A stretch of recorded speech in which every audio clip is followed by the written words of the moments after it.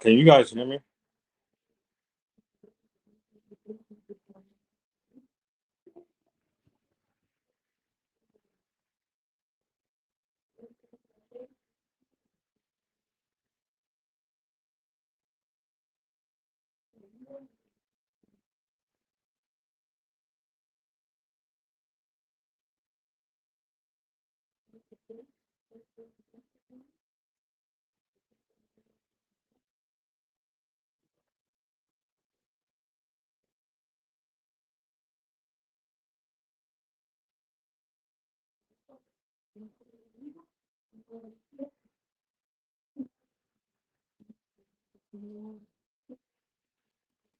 What up? Um,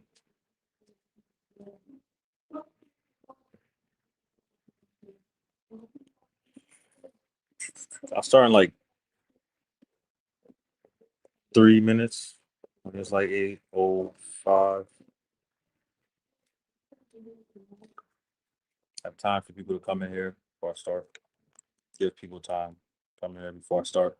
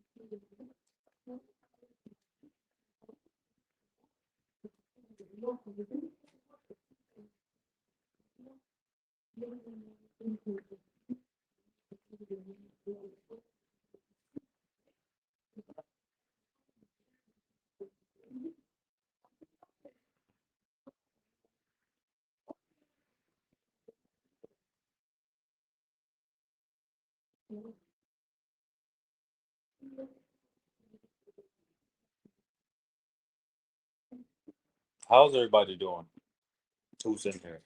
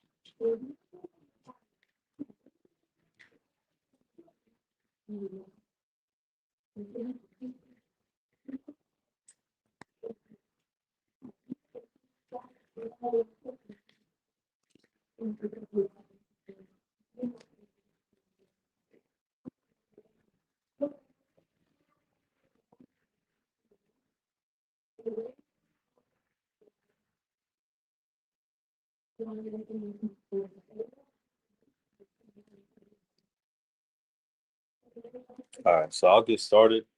Um,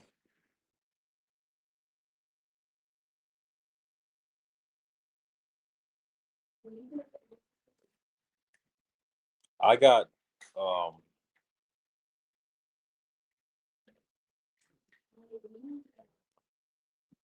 yeah, you should, bro. I recently took, and I take them a lot more frequently now, more than ever, off the premise of working just enough to enjoy my life. From a perspective of, first of all, can you guys hear me before I continue?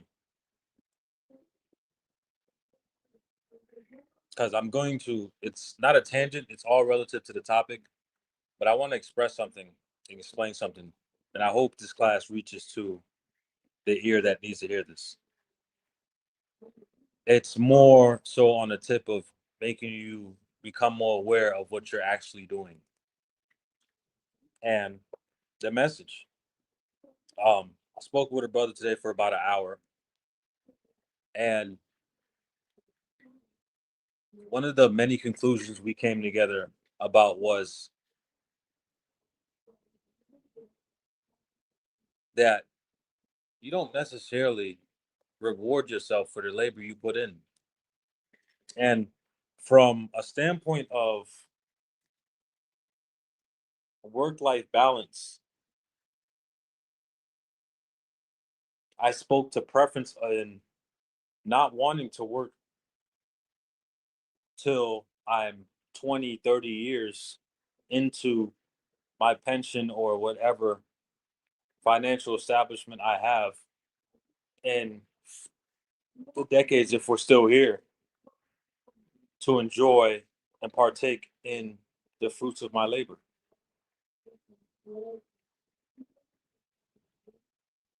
And I was in that position for a while because of the stance that I've had growing up, because I've worked what felt like and continuing all of my life. If it's not physical labor, it's a lot of mental labor. If it's not mental labor, it's a lot of emotional labor. and everything that encompasses labor within itself. Because when I mention labor, it's not just physical, where I'm toiling and tilling the ground, to gardening, to planting, to pivoting, to sorting, to sifting. All that all that is within the process of sifting and planting. Excuse me, not sifting, but in establishing whatever you seem fit that'll be beneficial to your lifestyle. And I recently came from a vacation outside of the country, and there's a lot of conclusions that I'm still coming to grips about as far as realization goes within my own life. And I made the decision that I will be traveling a lot more than I should have been, because I owe that to me as much as all of you should owe that to yourselves.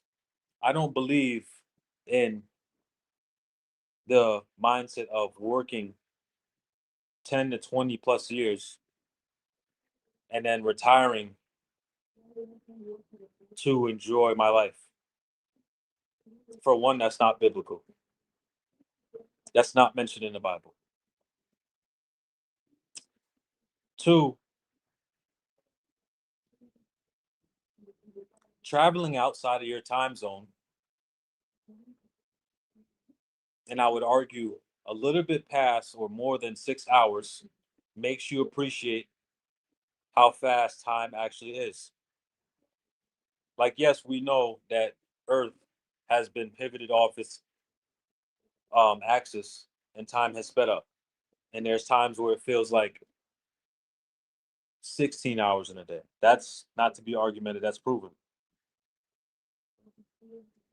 But what America primarily has created, as far as an infrastructure goes, is that hustle and bustle mentality of getting up and going to work, making sure you're on time, everything else, blase, blase, blase.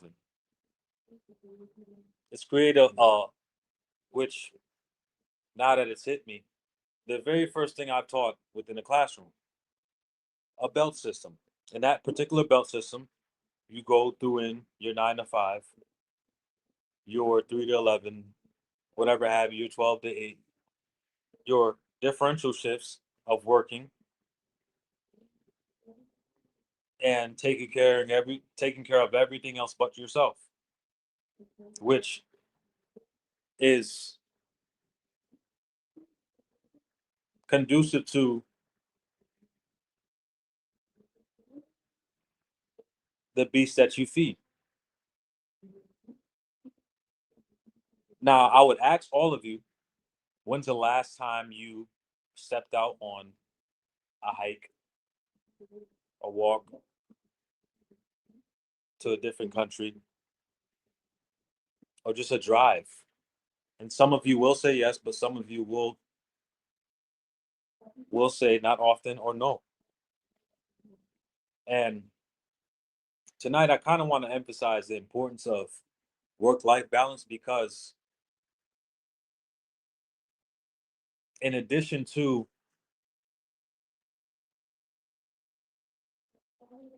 the end, it is okay. It is 100% okay for you to reward yourself with the labor that you put forth in within this world. I'm an advocate of it. The scriptures that we're going to read about tonight are advocates of it. And I was blown away by what I read because of the level of advocacy within the scriptures. Like, yes, there's certain beliefs you hear by word of mouth and certain context that goes into specific points of advocacy. But to the extent of what we're going to discuss tonight, it blew me away because of the affirmation. And I didn't need to read it. It just doubled down my confirmation of what I'm doing. And I don't feel guilty for, and none of you should feel guilty for, and we're also going to discuss that. None of you should feel guilty for wanting to reward yourself after you get your hands dirty, especially when all you do is till the ground from whence you came, looking for and hastening to or unto the day of the Most High, because that's all we're hopeful for and looking forward to, with the hope that we've been given. So we solidify our positions within salvation by doing what we're able to do in Christ and rendering unto Caesar what's due unto him.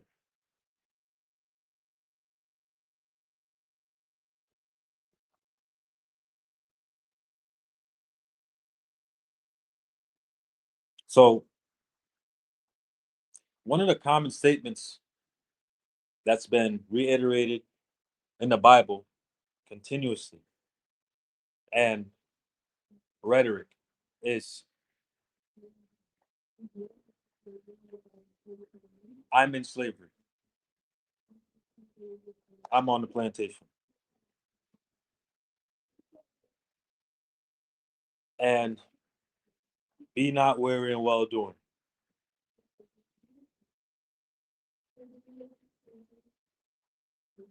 And I'll address each and every one right now by being not weary in your well doing is looking forwards to the reward of whatever you put your hands to do. Because it's always a beautiful thing at the end of the laborious thing that you put your hand to do for good rewards that'll pay you back tenfold. Even if you don't conditionally feel like it'll be fruitful in the moment you accept the labor. Does that make sense? Like you have to see or have the mental imagery to look ahead of something with a potential good ending and many good endings rather than what could possibly go wrong. And with you believing and instilling that you're in captivity, you're on a plantation. How many of you are familiar with the term called moral injury? Now, how many of you ever heard of that term called moral injury?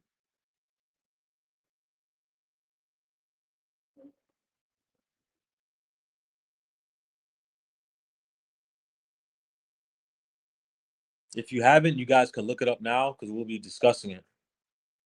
But I just needed like a to see how much of you are familiar with the term moral injury.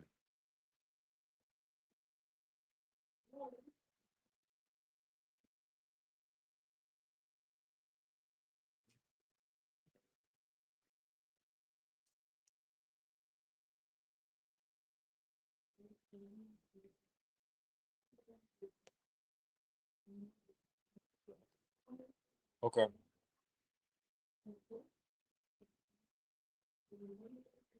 If you're just now finding out what it is, read it and you'll see like for right now. So I'll read the definition of it just so we got a something to keep in the back of your mind. So moral injury is when something happens that wounds a person's sense of right and wrong, and it usually comes from doing, witnessing, failing to stop, or being forced into something that goes against a person's moral values. It can also come from feeling betrayed by leaders, co-workers, institutions, or people who were supposed to protect others.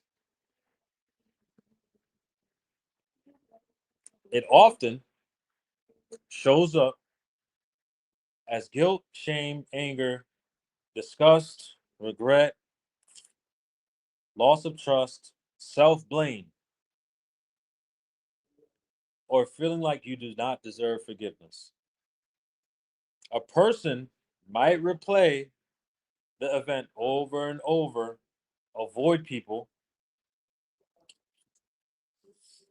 feel disconnected from their faith, lose confidence in themselves, or feel like their identity has been damaged.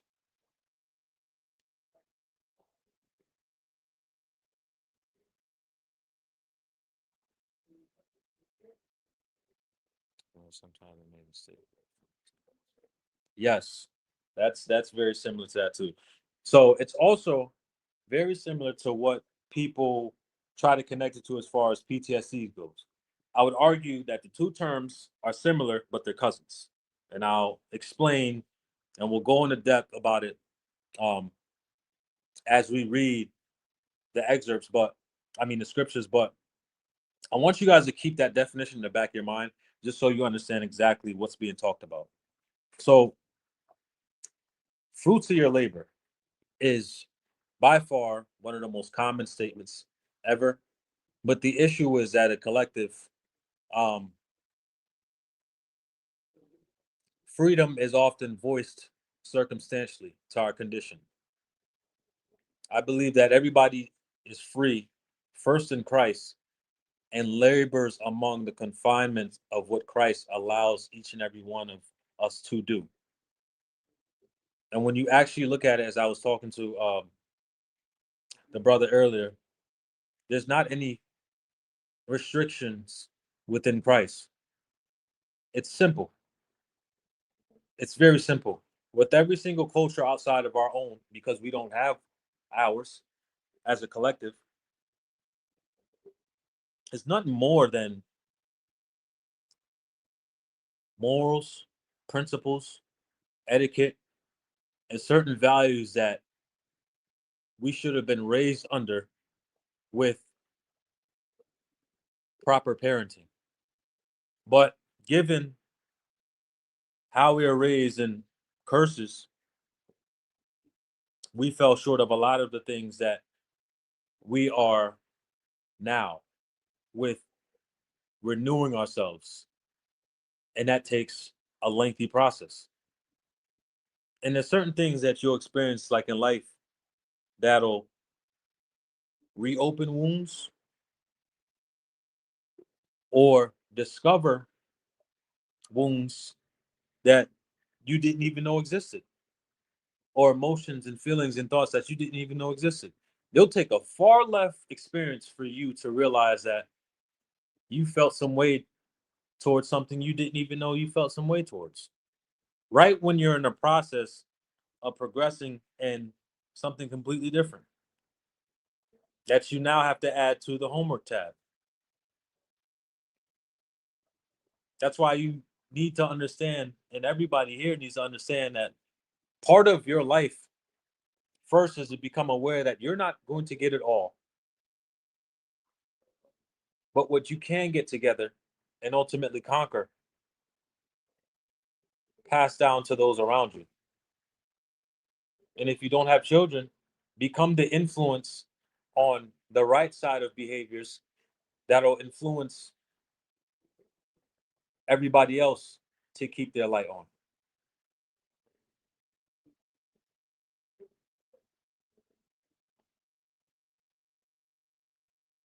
So, fruits of your labor is particularly a manifold statement in regards to right and wrongdoing, because I don't want to just discuss the good side of fruits of your labor.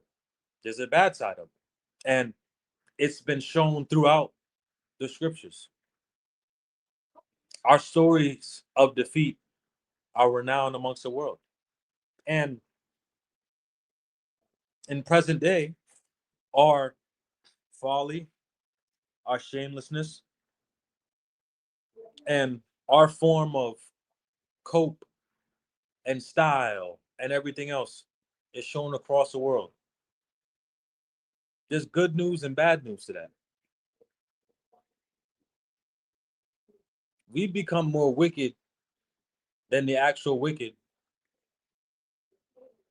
And when you're traveling abroad, you'll see how much of an influence you actually are through your clothes, through your hairstyle.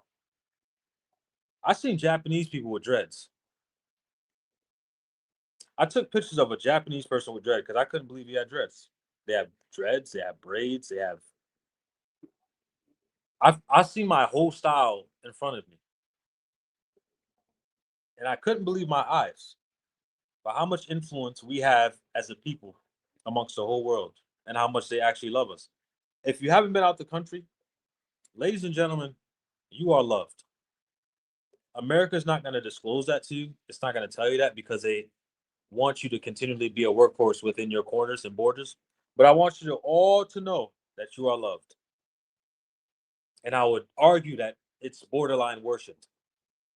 I had people look at my hair and touch my hair. And it almost got to a point when, as soon as I got to Japan, where I almost instantly said, what are you looking at? But then I remembered I'm in their eyes, one in a million black people that's visited their country. So, amongst being among them, two things won me over and made me come to a realization. For everybody who falls short of salvation and doesn't want to pick up the plow anymore, they're looking for a rest that can't be found within the United States. So they'll go to a different country to find that rest. And even then, they're not fulfilled because there's still a spiritual sense of servitude that fulfills every single man. Like, to everybody who dropped the plow, whether it be by offense, them choosing not to, whatever excuse it was, right? The underlying guilt is finding peace within walking away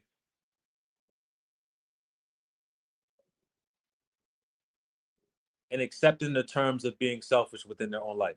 That's what it boils down to. It's selfishness. Every position or every person who has decided to walk away from laboring amongst their own has chosen to be selfish instead of selfless. And I'm willing to die on that hill because as I stood in Japan, and here I'm going to, for a few, just bear with me for a few seconds. I'm going to talk about the difference between USA and Japan. Japan, Japan has one of the most cleanest countries. Is one of the most cleanest countries I've ever seen by far. Whether it be recycling, trash, their streets are clean. Um, the etiquette's amazing.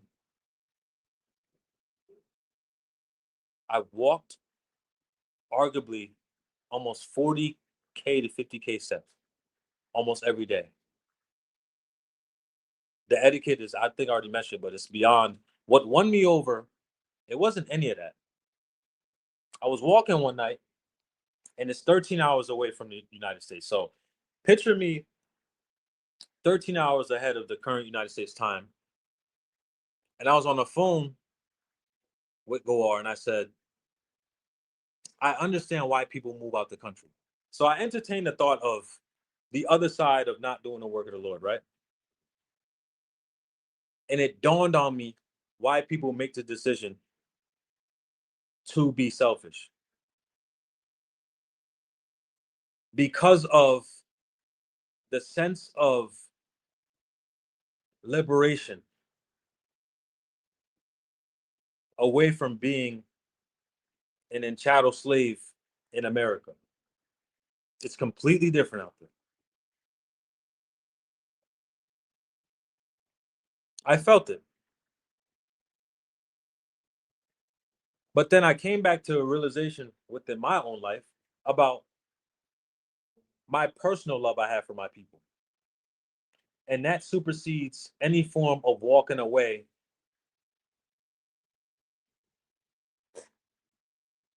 That supersedes any form of walking away from this because, for one, this is all I know. This is all I have. And two, the greatest moments of dopamine I get is when I'm helping somebody else. But I can see how people choose or make the position of walking away for present comfort rather than thinking long term. I can see that because there's rewards on both ends. You reward yourself now by choosing to walk away and be selfish, destruction. If you're willing to suffer and bear your cross, and not even necessarily suffer because you have a balance of enjoying, we're going to get into it. You have the balance of enjoying the fruits of your labor, salvation in the end. This walk is not difficult. It's not difficult. It's challenging. Those are two different words, and they bear completely different weights depending on how you emotionally hear them. It's challenging. And the challenges vary according to the decisions you make that lead to particular judgments within your life. If you make poor decisions, the judgments vary. That's to every man and woman and child. If you make poor decisions, the judgments will vary. But if you calculate it just enough and make just enough right decisions, you'll be fruitful and you'll live a fairly good life, regardless of the conditions around. I would like to believe that I'm a testament of that. Have I fallen short? Absolutely. I fall short all the time. But you know what breeds the rewards within my own personal life? Discipline and consistency. And it's one of the hardest, boy, it's one of the hardest things on the planet. I'm gonna tell you right now, as consistent as I can be and disciplined as I can be in the things that I do, it's challenging.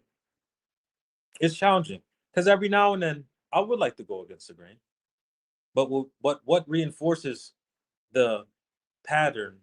It's never motivation, and sometimes it's not even inspiration.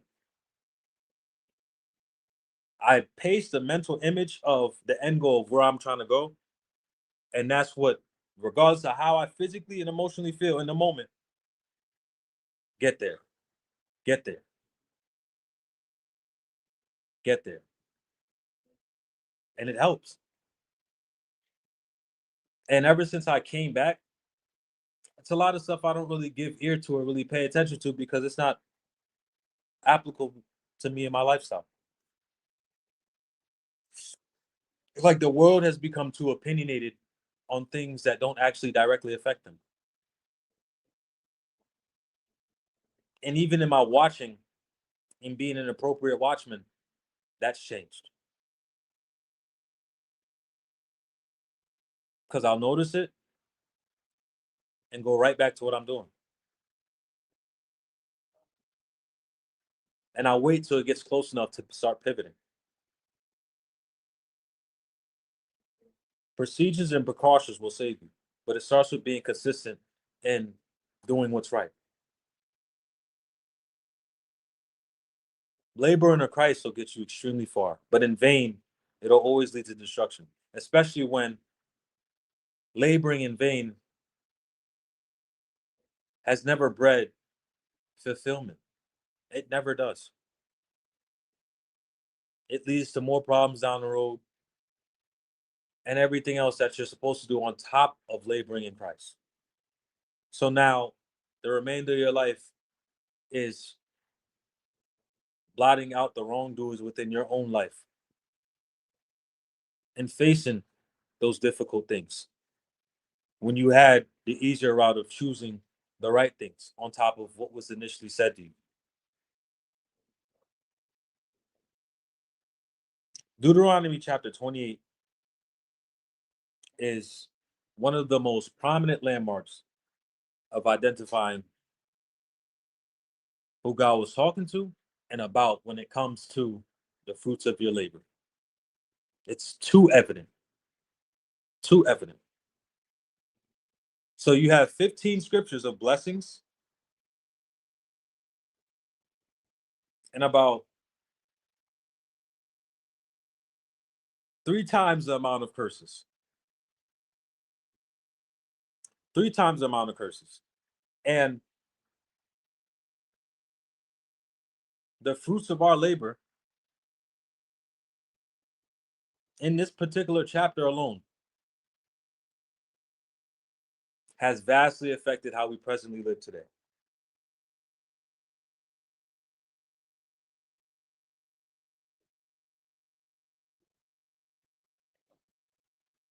So I'm going to read off just the blessings.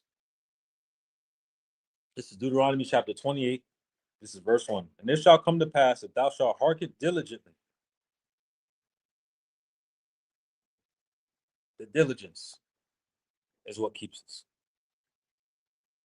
The disobedience is what keeps us apart, away from every single thing we ought to receive within Christ. If thou shalt hearken diligently unto the voice of the Lord thy God, to observe, become aware of, to watch, to take heed, and to do all his commandments which I command thee this day, that the Lord thy God will set thee above on high, above all nations of the earth. Our present condition now, we are at the bottom for the sake of the fruits of our labor, but even in our condition and plight, our physical talent and everything we put our hands to do will outshine any form of criteria, guideline, procedure that is implemented by the other nations. We have the talent pool that's unmatched, the genetics that's unmatched. And the Western world has successfully painted you as a nation of people that is only good for their physical talents. And when you go outside that ring of being a physical form of a gladiator by going back to school, by nursing, careers, and everything else, it'll definitely reflect in how they treat you. Definitely. They'll create specific terminologies for you. You remember DEI hires and whatever have you? None of you are DEI hires. None of you. All of you are overqualified for the positions that they put themselves in. And now that they have a quote unquote DEI hire, or the person that actually is overqualified for the positions above whatever they try to step their foots in, they have to clean up their act a little bit. That's all that is. The fact that you have landed and made yourself in a position alongside them is, one, they're envious of you. Two, they have to clean up their act because what they used to get away with, they're not able to get away with anymore.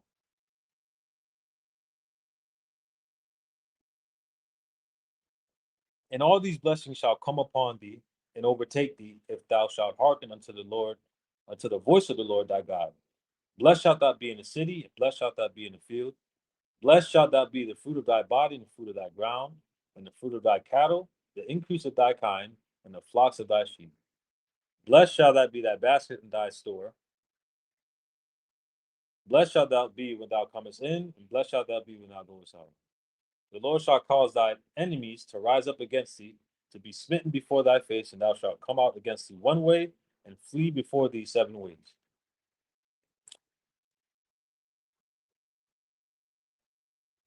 Imagine a world like this had we listened to the fruits and did according to the fruits of our labor on the right side of receiving the blessings. And instead, we've gotten curses. We've gotten curses that marks hundreds of years throughout identifying who we are, finding out why we're in our predicament, and working through and towards salvation through hardship and challenges.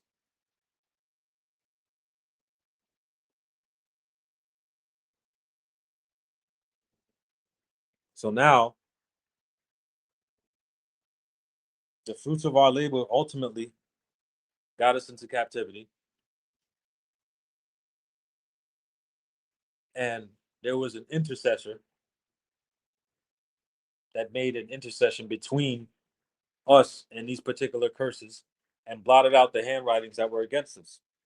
Because with these particular curses and the laws that we didn't follow, death followed and death came and ruled over those who were disobedient and who broke the specific law, statutes, and commandments that were implemented. We went into captivity several times until that intercession was made. Now we're physically free, and what's working against us is crafty devices, pride, thought, all things that aren't new under the sun, except for technology.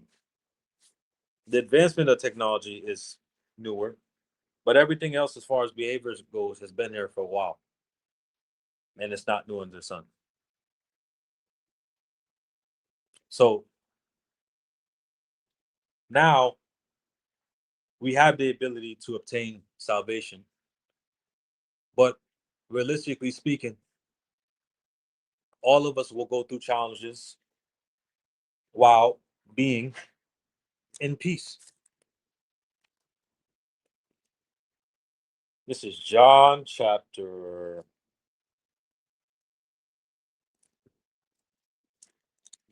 16, verse 33. It says, "These things have I spoken unto you, that in me you might have peace. In the world you shall have tribulation, but be of good cheer, for I have overcome the world." That is one of the most relieving scriptures of understanding that your creator has gone through it, so can you. You have to be humorous in the face of tribulation and laugh in the face of tribulation, because majority of the things that you go through is actually funny. Like it's that funny. If it's something that's out of your zone in decision making or whatever have you, it's best to laugh at it. Like before I even started this live, I was playing with the computer for 40 minutes. Like I have this set up on my iPad because the computer won't read a USB port. Like the USB port reads. So I've been here since 6:40. I was trying to start around, just to give you guys an example. There's certain things you have to laugh at, because if you get mad, it's like it's not going to change the fact that you're still here on an iPad. So there's a USB port that connects to the computer, and when you plug it in, there's a noise. You can hear the noise. I plugged that port in at least 20 times. I heard the noise at least 20 times. It still didn't pop up. I turned off the port from the computer. Nothing. I turned the Wi-Fi off. Nothing. I restarted the computer. Nothing. I was doing that for like 30, 40 minutes while listening to Spanish gospel downstairs, because they were playing Spanish gospel while I was setting this up. I forgot about that too.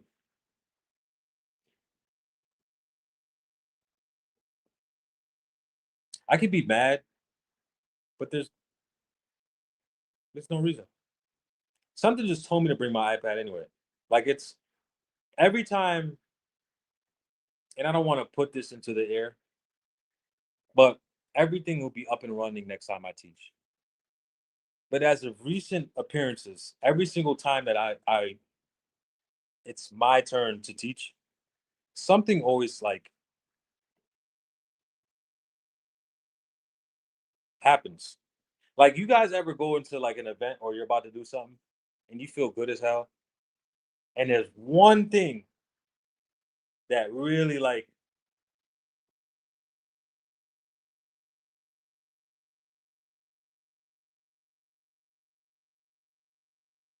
right now I want to be vulgar about the fact that that happened, but I'm not gonna be vulgar. Like, but right, I'm like, you was just fine Wednesday. Brock was just teaching. I was right next to Brock. But as soon as I come in here, so it's like with tribulation and inconveniences, they're going to happen. And a lot of them, I kid you not, are going to be out of your control. Out of your control. You have to have the ability to just laugh it off. Be like, all right, I see what's happening. Because if you don't, it's going to turn into and segue into how you communicate and talk to other people. And the person like on the receiving end didn't do anything to you, and they don't deserve that. Just as much as you guys don't deserve the sentiments of me being mad at a troubleshoot situation I was dealing with for 40 minutes, and y'all don't even know that. Like that ain't fair to y'all, and that's weird for me to take it out on people who need to hear the word of the Lord because I'm having troubleshoot issues. So collectively, like primarily, you'll go into inconveniences. It happens. Things that are out of your control, things you blame for, things you assume for, you have to laugh and not even necessarily give room to stupidity. It's another thing. Thoughts, realities that don't exist, assumptions that what I stopped doing, a larger part of me stopped doing, which helped a lot, was I stopped giving myself or stopped giving answers to hypotheticals. That ain't reality. Until it's a momentary, like a present moment, then I'll give an answer to it. But like hypotheticals, as far as it goes, I don't necessarily give answer to them because what if they go the opposite way? For example, like the next time I go into work, I would be assumptuous of people's reactions to how I would greet them and stuff like that. This is just an example. But like, let's say I'm assumptuous if I say this to this person, they're gonna say this person. Or if I say this to this, that, and the third, they're gonna react this way. Blah blah blah blah. What if they don't react like that?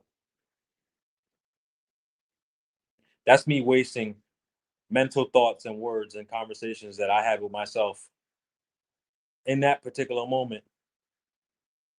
A waste of time.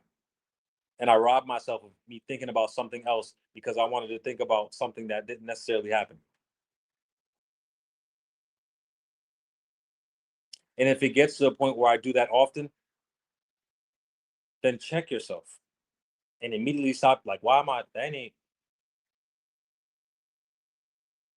until that day comes for when those reactions and necessarily responses happen. I'll answer to those accordingly. But why am I going to mentally rehearse a conversation or a reaction to something that has yet to come?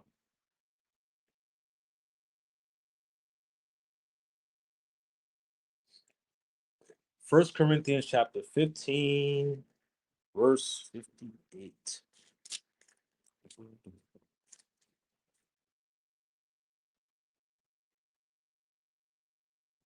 Verse 58 of 1 Corinthians chapter 15 reads, therefore, my beloved brethren, be ye steadfast, unmovable, always abounding in the work of the Lord, for as much as ye know that your labor is not in vain of the Lord. This is the highlight of tonight, because what we're about to read um, needs to be emphasized of a man who's going to go into what labor is, what it's about, and his sentiments of laboring in vain and when he was laboring in vain. But it's always extremely important, right? To be steadfast and unmovable, unmovable, reinforcing your beliefs on your positions that are biblically grounded makes you unmovable. And put your positions to the test. It could be knowledge and application within the confinements of how you choose to labor. Put it to the test. It's not a time where the Lord has fell short within each and every one of you guys' life. So bank on him and bet on him every single time. My conversation, we said so much within an hour with Yashar was, I like stability. I love stability. I'm grateful that I have it, but I also like spontaneous, spontaneous. I'm a big fan of spontaneousness.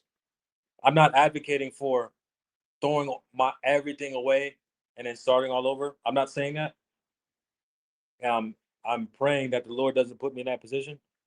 But if He puts me in that position, I know always to lean on Him. In my conversation with things that I'm unsure of or I don't have uncertainty of, is which immediately stops all thought process I would have of a future insight of something that could be potentially happening, good or bad, is the Most High would provide. Works every time. The Most High would provide.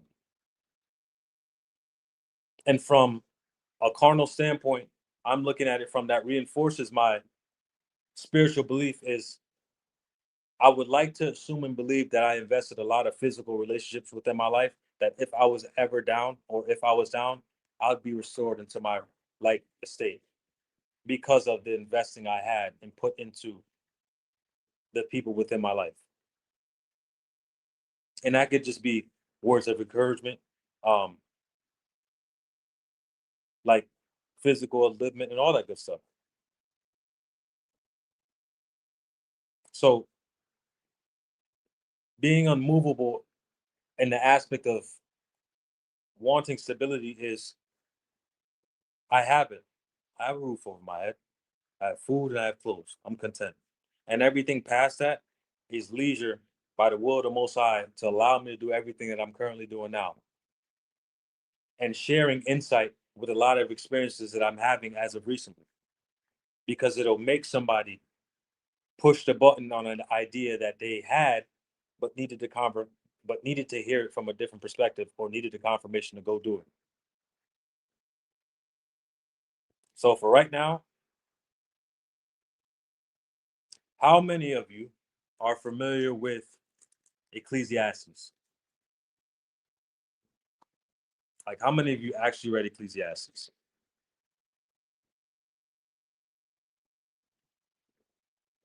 Like, read it. So there's a difference skimming over it, using it as everybody precepted King Solomon. I don't want to hear you read it. Everybody precepts King Solomon. But how much have you actually read Ecclesiastes?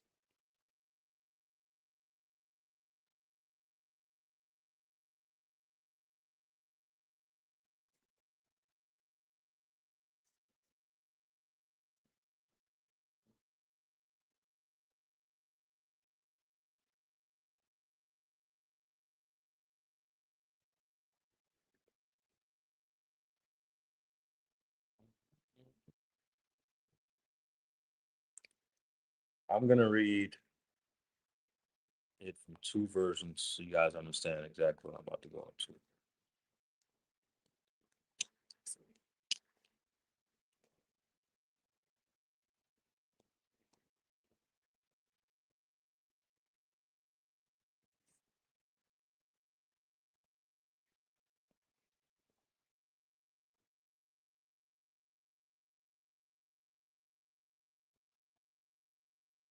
All right.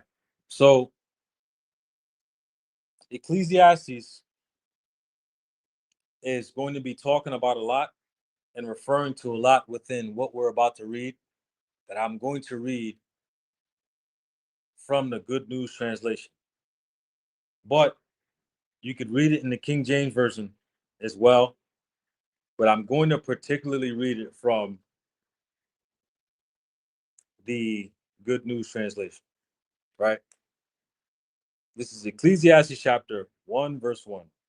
These are the words of the philosopher, David's son, who was king in Jerusalem. It is useless. Useless, said the philosopher. So useless, just like his vanities. Vain. All of it is vanity. So he opened a chapter talking like that, right? I laughed a few times as I was reading because it's funny. King James says, "What profit had the man all his labor which he has taken under the sun?"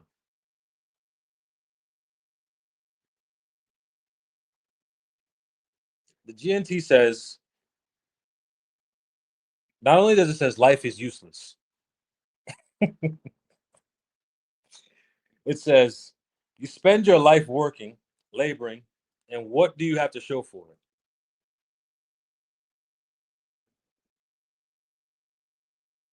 It's a rhetorical question, but it needs an answer. This is King Solomon. Just want y'all to notice. This is my counter argument against working and then enjoying the fruits of your labor. Just these two verses. Life is useless because what you're working for, what does it account towards? The world admonishes and acknowledges plaques, papers, some form of validation on paper, which, of course, in certain particular fields that we're in now, we've had to present it for arguments towards our particular case. Fair. But now it's coming out that positions that people are often in, it's not because of credentials. No, it's relationships, nepotism, and relationships.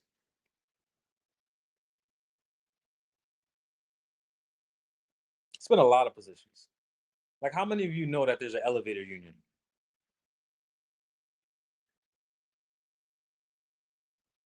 There's a job for everything. How many of you guys know that there's a company that goes around and checks the city's water, see how much contaminants inside of it? Not DPW,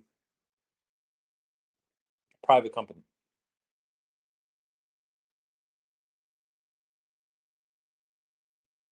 There's a job for almost everything. It's insane.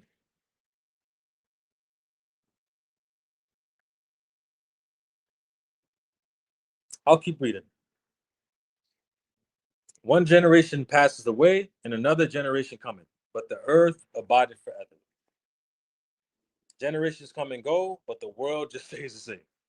The sun still rises, and it still goes down. So right now, I'm going to read same chapter, same verses, but I'm going back and forth between the Good News Translation and the King James Translation. So the sun still rises, and it still goes down, going wearily back to where it must start all over again. The wind blows south, it blows north, round and round back again. Every river flows into the sea, but the sea is not yet full. The water returns to where the rivers began, and it starts all over again. So you're getting like an image. If you've been to the beach before, you can see and you could hear the waves crashing.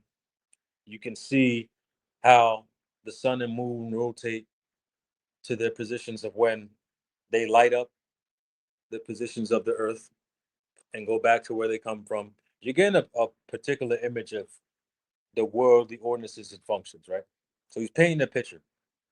The generations come and go, but all everything is relatively the same, right? Everything leads to weariness. King James Version says, all things are full of labor, man cannot utter it. The eye is not satisfied with seeing, nor the ears filled with hearing. Our eyes can never see enough to be satisfied. Our ears can never hear enough. What has happened before will happen again, and what has been done before will be done again.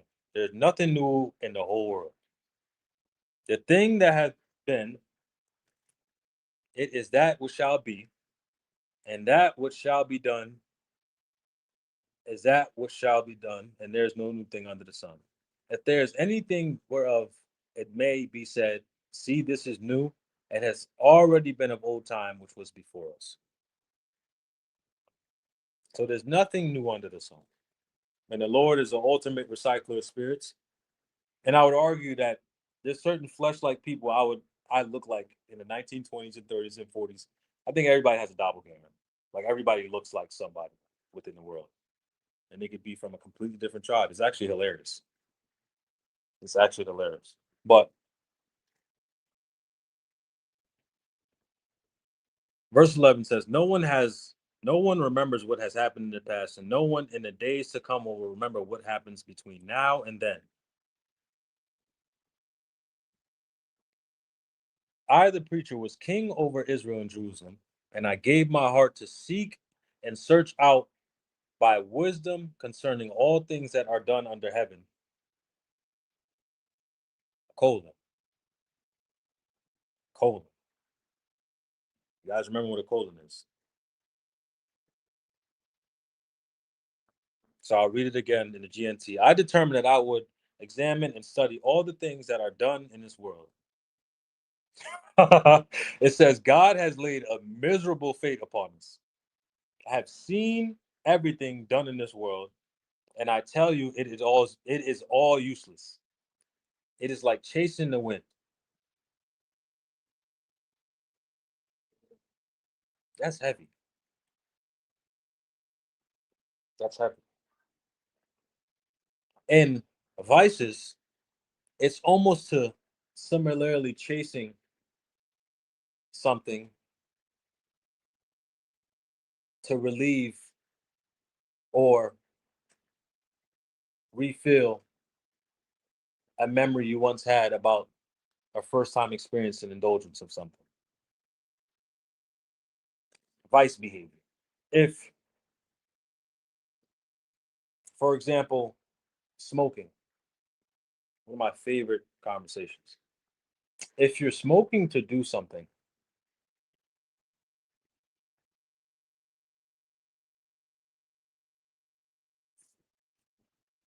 then I don't believe you have enough mental capacity to believe that you're stronger than leaning on the vice itself. So you're advocating for inhaling a carcinogen to bypass the mental capacity of exercising your brain to use its actual benefits above what you're commonly doing as far as smoking goes. So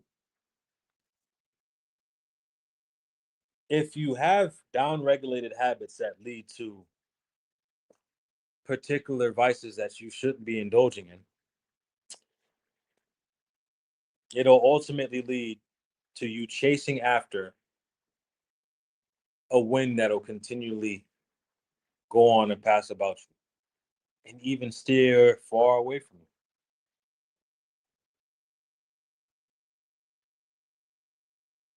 And that's not even just in smoking, that's in a whole lot of things. So I'll keep reading.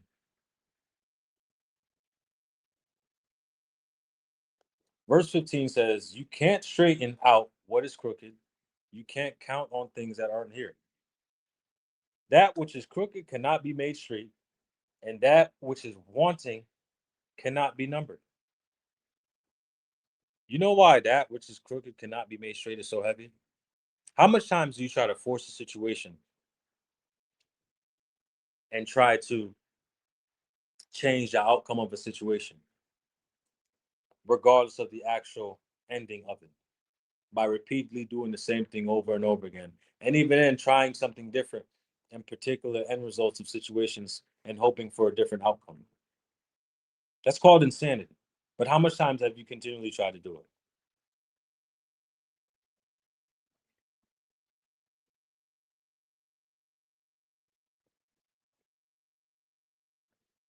So, by the way, if anybody tonight doesn't take my word for it, this is King Solomon.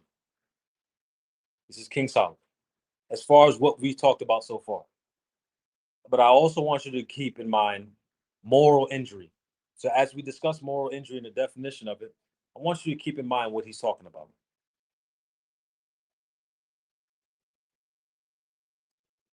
Verse 17. Nope, verse 16. I'm sorry. I told myself I had become a great man, for wiser than anyone who ruled Jerusalem before me. I know that wisdom and knowledge really are. I know what wisdom and knowledge really are. I commune with my own heart, saying, Lo, I am come to a great estate than all that they have been before me in Jerusalem. Yea, my heart had great experience on wisdom and knowledge, and I gave my heart to know wisdom and to know madness and folly. So even on as King Solomon, as great as he is, he even studied the folliness. He studied the madness. I perceive that this also is vexation of spirit. So verse 17 of GNT says, But I found out I might as well be chasing the wind and studying foolishness, wisdom, and madness. The wiser you are, the more worries you have. The more you know, the more it hurts. So not all information is good information, especially when it's not filtered. There's information that unfortunately you're exposed to, but there's also information that isn't necessarily relevant to where you're leading to. So within the confinements of what we are to praise, worship, teach, and guide ourselves therein, any information outside of that isn't necessarily good information, especially when it isn't conducive to building up a better life for you and your people around you.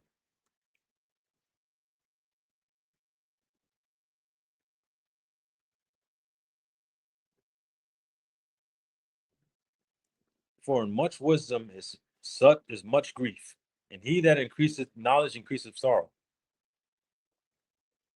That was used back then, like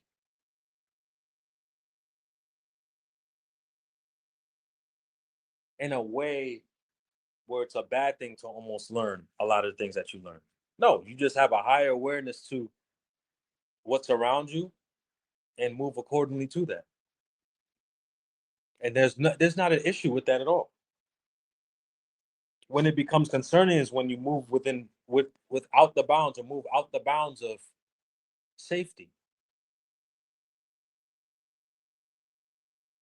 Like there's knowledge and wisdom that should be the foundation of your growth and development within Christ. It's behavior first. It's behavior and belief that go hand in hand first, and everything else follows suit.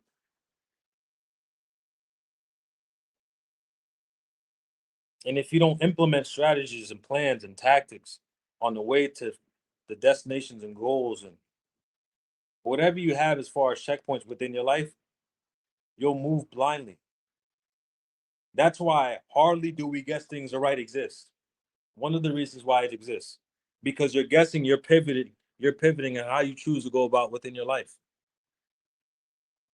Challenge every single one of you to make a plan and follow through with it. Does it feel comfortable all the time? No. No. But what you have to do is keep the mental image of the end of the plan because you're going to go through the plan and the process ain't always comfortable. You know how often do you get a smooth, and that was pretty smooth. I mean, it went a lot better than expected. Stop expecting the negative result of a thing. Just go through it. And the process varies according to how disciplined you are and how consistent you are in making sure that regardless of circumstance, you got enough water for the fire and enough fire for the water. And if it's a new experience, learn as you grow so that you can glow within the process.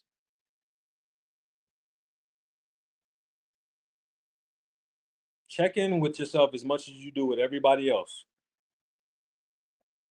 Chapter 2. So is he, Ganon. So is he. I said in my heart, this is chapter 2 of Ecclesiastes. I said in my heart, go to now, I will prove thee with mirth, therefore endure pleasure. And behold, this is also vanity.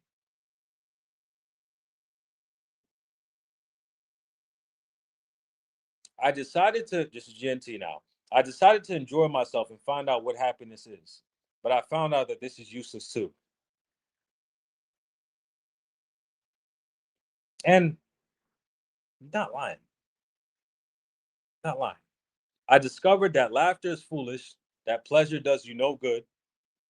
Driven on my own desire for wisdom, I decided to cheer myself up with wine and have a good time. I thought that this might be the best way people can spend their short lives on earth.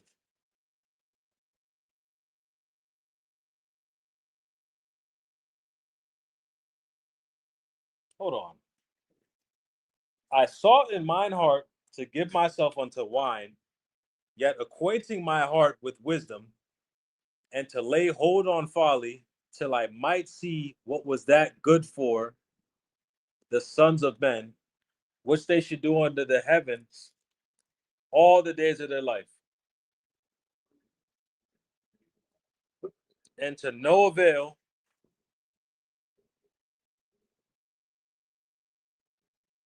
I made great works. I builded me houses. I planted me vineyards. I accomplished great things. I built myself houses and planted vineyards. I planted gardens and orchards with all kinds of fruit trees in them. I made pools of water to water, wherewith the wood that bringeth forth trees. I got me servants and maidens, and had servants born in my house. Also, I had great possessions of great and small cattle, above all that were in Jerusalem before me.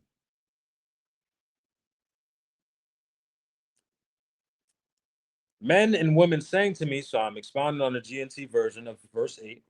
Men and women sang to me and had all the women a man could want.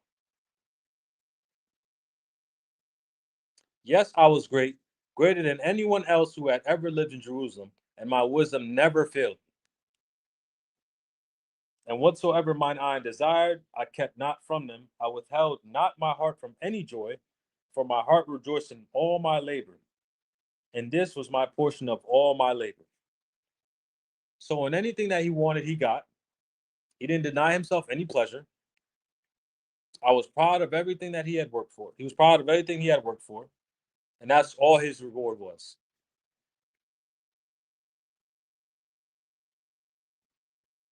Now, notice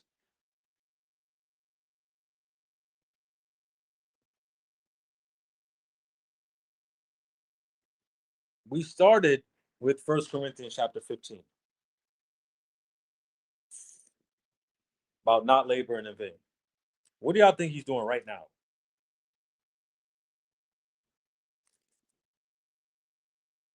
as I continue reading? Right? Just follow me.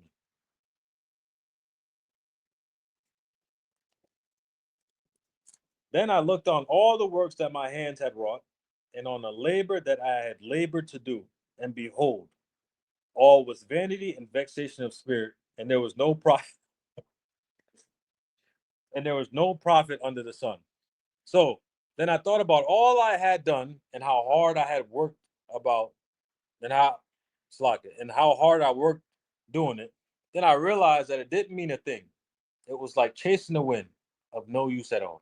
So even after every single thing that he discussed, shared, and what I spoke to when I first opened the class, it was all useless and nothing.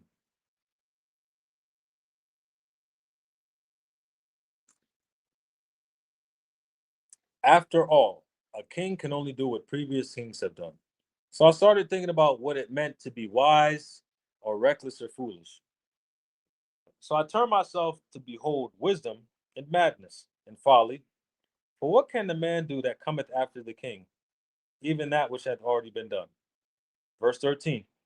Then I saw that wisdom excelleth folly, as far as light excelleth darkness. Wisdom is better than foolishness, just as light is better than darkness. The wise can see where they are going, and fools can't. But I also know that the same fate is waiting for us all. So whether so whether you're full of wisdom or folly, on both ends, fate is waiting. On both ends.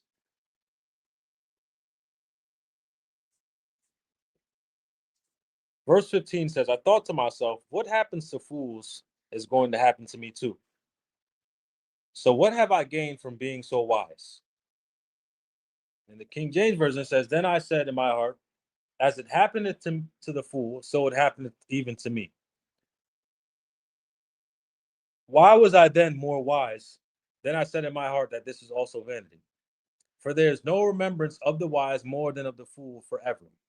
Seeing that which is now in the days to come shall all be forgotten. And how dieth the wise man? As a fool. So the wise man will die as the fool.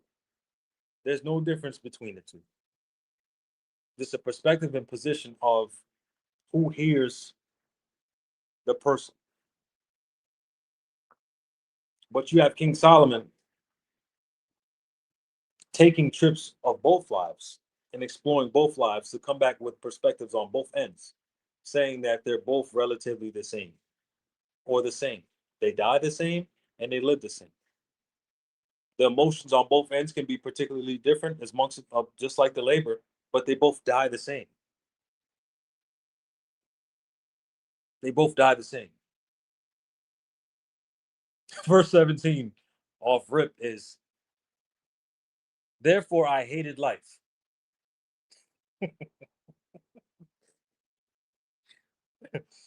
Because the work that is wrought under the sun is grievous unto me.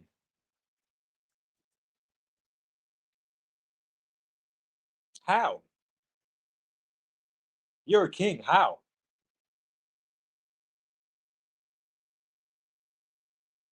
The work that he put in as a king didn't deny himself any pleasure. Had all the women that he wanted, planted vineyards and gardens and everything else. It was grievous. So my question to, because we're not done, of course, to the nation of Israel would be, what would be your stopping point, or when you feel like you've had enough?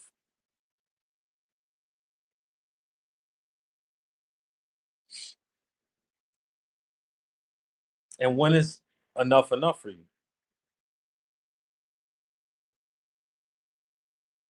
Because King Solomon did everything under the sun and wasn't satisfied. So when's y'all stopping point? When y'all feel like enough is enough? What are y'all working towards and for?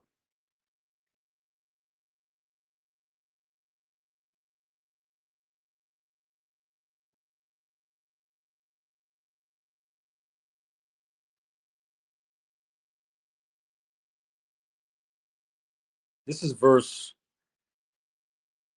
18.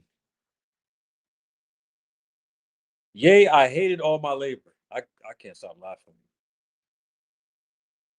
Yea, I hated all my labor, which I had taken under the sun, because I should leave it unto the man that shall be after me. This is that general wealth translation in conversation. Nothing that I had worked for and earned meant a thing to me, because I knew that I would have to leave it to my successor. Oof. A lot of people's not gonna like that one. Why did he say that? Let's read why he said that. And he might be wise. Damn. He might be wise, or he might be foolish. Who knows? Yet he will own everything I have. You know how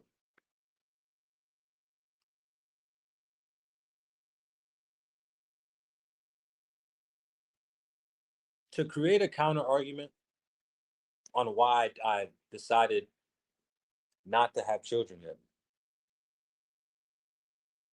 If I needed any more reinforcement, it's this scripture right here. It's this scripture right here.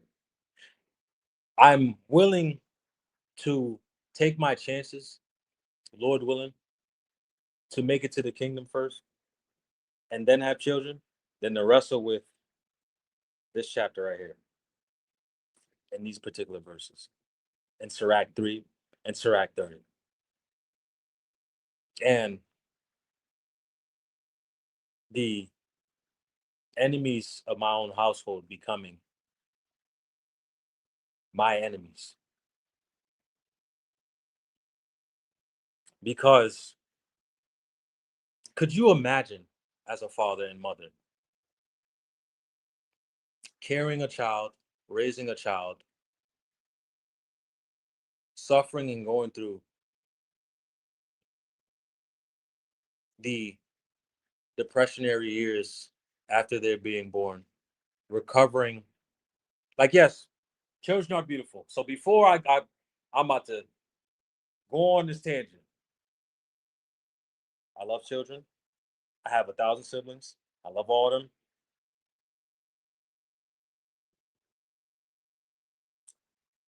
Children are beautiful. I love kids. They're amazing. I'm the best uncle ever. And I for sure know for a fact I'll be the best father ever. That's a given. Argue with a wall. Anyways, could you imagine raising a child as a father and mother, doing the best that you're able to? Because realistically speaking, right, as much as we indulge knowledge or teach kids, it's such a laboring responsibility, and you have much more responsibility of teaching them what's around them and making them aware of what's around them with the secret influences of what you can't physically see that they come home with every single day and night. And this isn't to instill fear. This isn't to, so this is a conversation that I've had with myself that made me position and pivot with why I am the way I am and the decisions that I make. I think it's much more of uh, a position that I prefer not to put myself in, because I don't want to have to deal with teachers explaining to young kids and making kids kiss one another from a current event I just recently seen, from the same sex children kissing one another. I don't want to have to explain to my child that according to our culture, customs, and heritage, and I have no problem doing. The problem is I know how I'm going to react, which is going to lead me to prison. And I don't think I'm emotionally controlled in that aspect yet to bring a child within this world and having to explain to them why or what that is, and then going to prison right after explaining to my child how off and wrong that is. So this scripture right here is like the biggest toss up of 50-50 of having kids with assuming and raising them right under the conditions of training up a child in the way he should go while fighting against the influences of the world, and them wrestling against the nurturing of the parents against the influence of the world. And when our fathers and forefathers leave this earth, or even on this earth, and don't continue to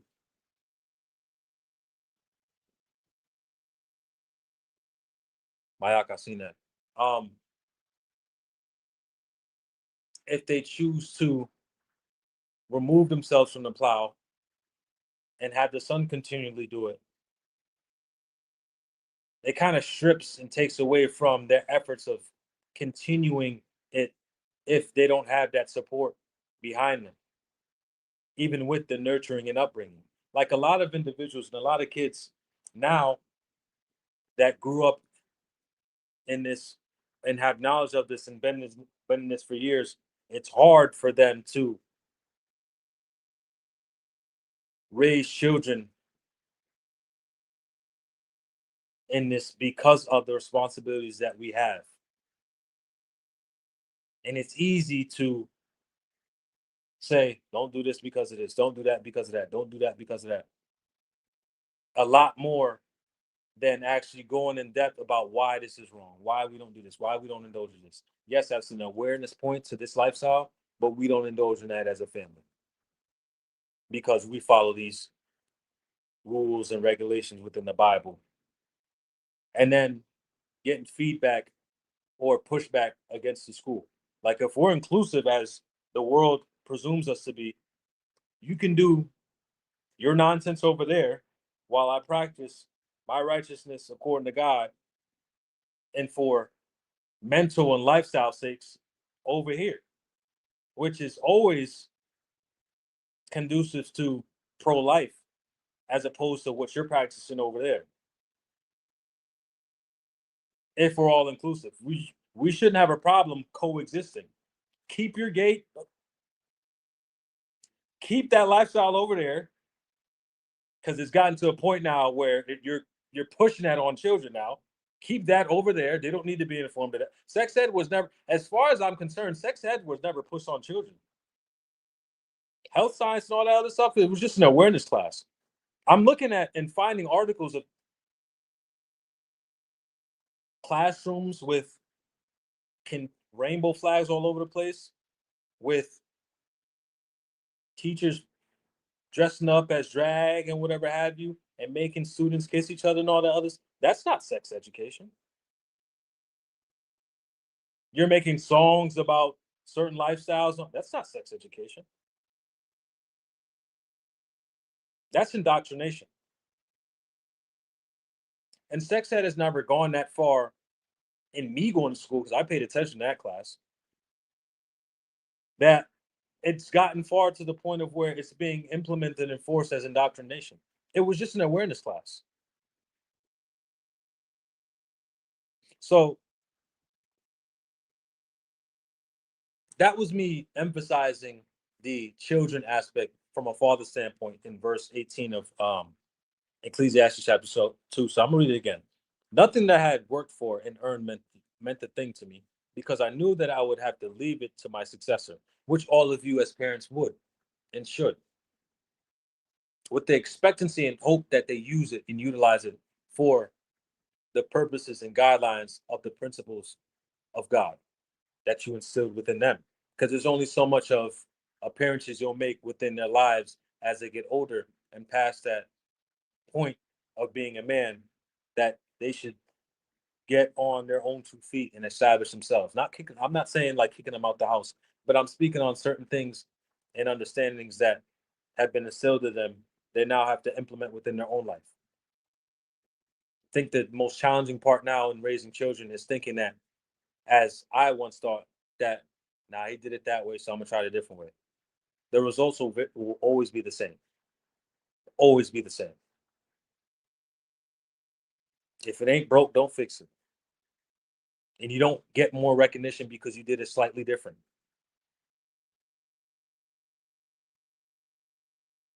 Comparison of every other lifestyle outside of yours will take away from the actual system within place that you have within your own. And it'll make you feel like you're missing out, and you're not. You're in the best safety position for success and good rewards if you keep doing the labor within the confinements of these instructions. And you have to learn as a parent to have the ability to express that to children. Like, that's very important. So verse 18 says, because I knew that I would have to leave it to my successor. Verse 19 says, and he might be wise, or he might be foolish. Who knows? Yet he will own everything I have worked for. Everything my wisdom has earned for me in this world, it is all useless. Therefore I went about to cause my heart to despair all of the labor which I took under the sun, because it was useless. You work for something with all your wisdom and knowledge and skill, and then you have to leave it all to someone who hasn't had to work for it. It is useless. When you put it like that, man, I'm not gonna lie, I get it.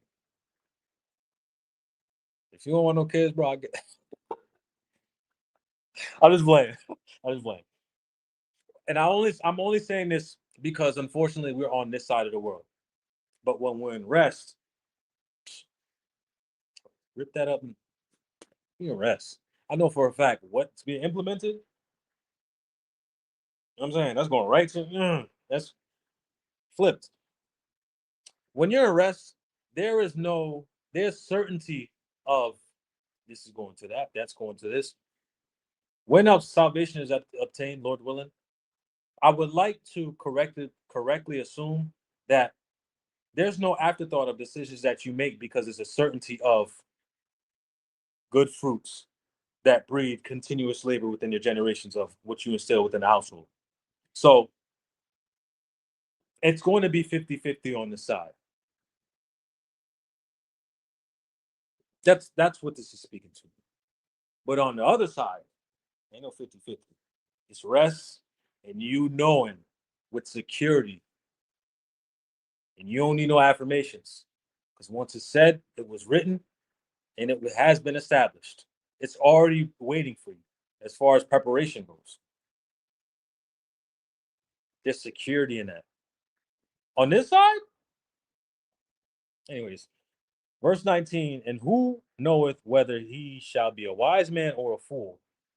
He shall be a wise man or a fool, yet shall he have rule over all my labor wherein I have labored, and wherein I have showed myself wise under the sun. This is also vanity. Therefore I went about to cause my heart to despair of all the labor which I took under the sun. For there is a man whose labor is in wisdom and in knowledge and in equity. Yet a man that had not labored therein, shall he leave it for this portion? This also is vanity and a great evil. So you work for something with all your wisdom, knowledge, and skill, and then you have to leave it all to someone who hasn't had to work for it. It's useless. It's useless. And it isn't right. That's what the GNT says. So King Solomon is expressing both sides of the coin. Both sides of the coin. You work and worry your hold on. I'm gonna read the GN. I'm gonna read the King James first. For what hath man of all his labor and of the vexation of his heart, wherein he had labored under the sun? Verse 22 says, you work and worry your way through life. And what do you have to show? Oh God, like, can we have like a real talk real quick? Like all old English aside. No disrespect. All old English aside, like, bro, what do we work and worry about life for? Like, no bull. What do we work and worry through life for?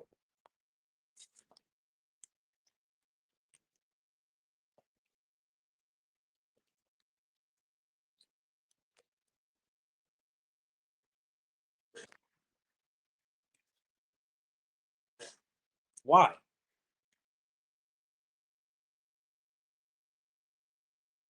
If you wanted certainty in life, you got it. You got kids, you establishing yourself. There's a possibility that, let me give you the 100% first. You are 100% leaving your belongings to your offspring without knowing whether they make use of it or without use of it. You won't get to see that in its fruition. That's 100. There's your 100%. Your 50% is you have the possibility of seeing it to an extent, depending on how long you live. And there's another possibility that he won't use or she won't use all that you've taught.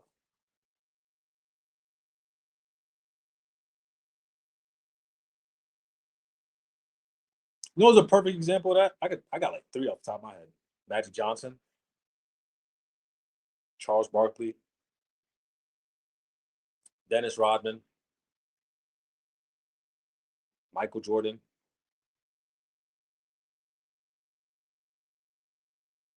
So many to name.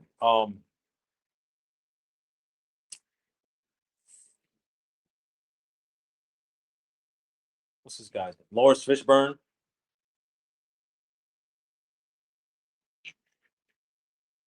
So many individuals.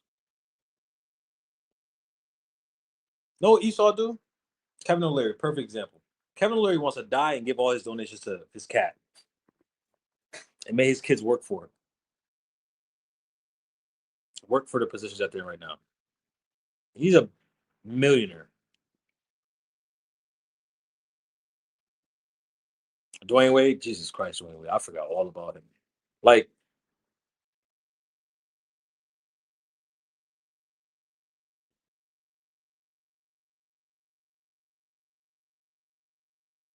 and I know his spirit is telling he foul. He foul as hell for that, man. Like I know he in like high, some form of high therapy for sure. Like he's not living with that comfortably.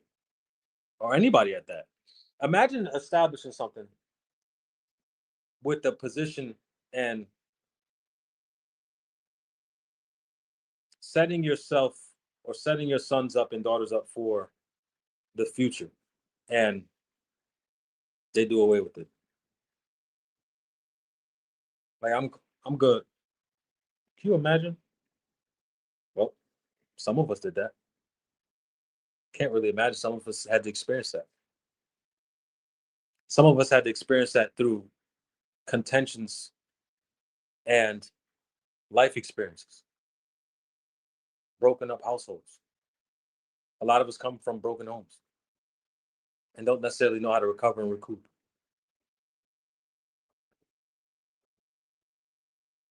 We're gonna talk about moral injury, but that's where a lot of that comes from. A moral injury, emotional attached to our belief,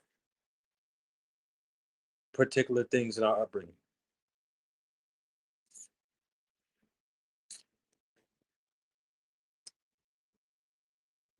Verse 23. As long as you live, everything you do brings nothing but worry and heartache. Even at night, your mind can't rest. It is all useless. So verse 23 says, for all his days are sorrows, and his travail grief. Yea, his heart taken not rest and night. This is also vanity. So it sounds like from what we're reading, all this is useless. All this is useless. And at this point, I was like, damn. Solomon got it. Like he hit a couple or hit a lot of nails on the heads and explaining every single thing. But then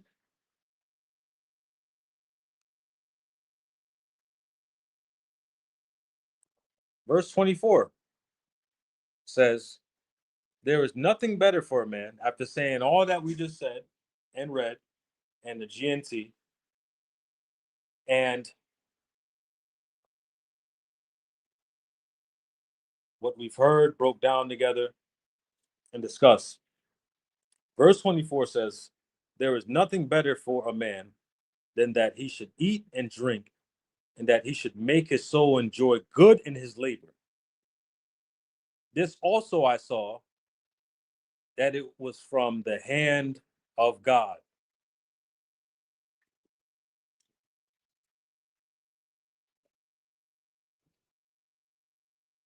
I thought he said it was all useless.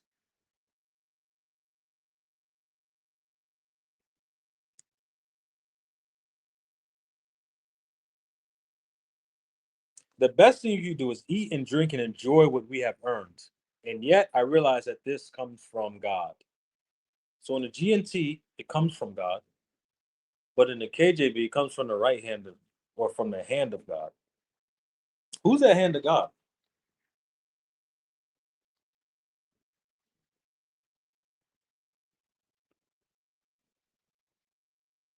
Hmm. Verse 25 says, how else could you have anything to eat or enjoy yourself at all? For who can eat or who can else hasten hereunto more than I? God gives wisdom, knowledge, and happiness to those who please him. But he makes sinners work, earn, and save so that they can be given to those who please him. It is all useless like chasing the wind. For God giveth unto the man that is good in his sight wisdom and knowledge and joy. But to the sinner he giveth travail to gather and to heap up, that he may give to him that is good before God. And to everything there is a season of time, to every purpose under heaven.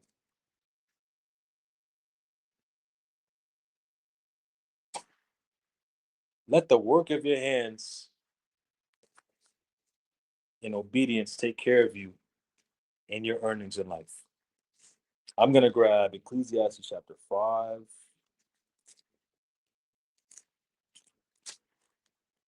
5 verse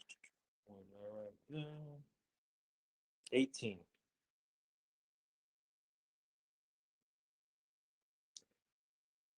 Ecclesiastes chapter 5 verse 18 says, Behold that which I have seen, it is good and comely for one to eat and to drink, and to enjoy all of his labor, that he taketh under the sun all the days of his life, which God giveth him, for it is his portion. Same book. Same book. Verse 19, every man also to whom God hath given riches and wealth, and hath given him power to eat thereof, and to take his portion, and to rejoice in his labor. This is the gift of God. Start rewarding yourself for the labor that you put in.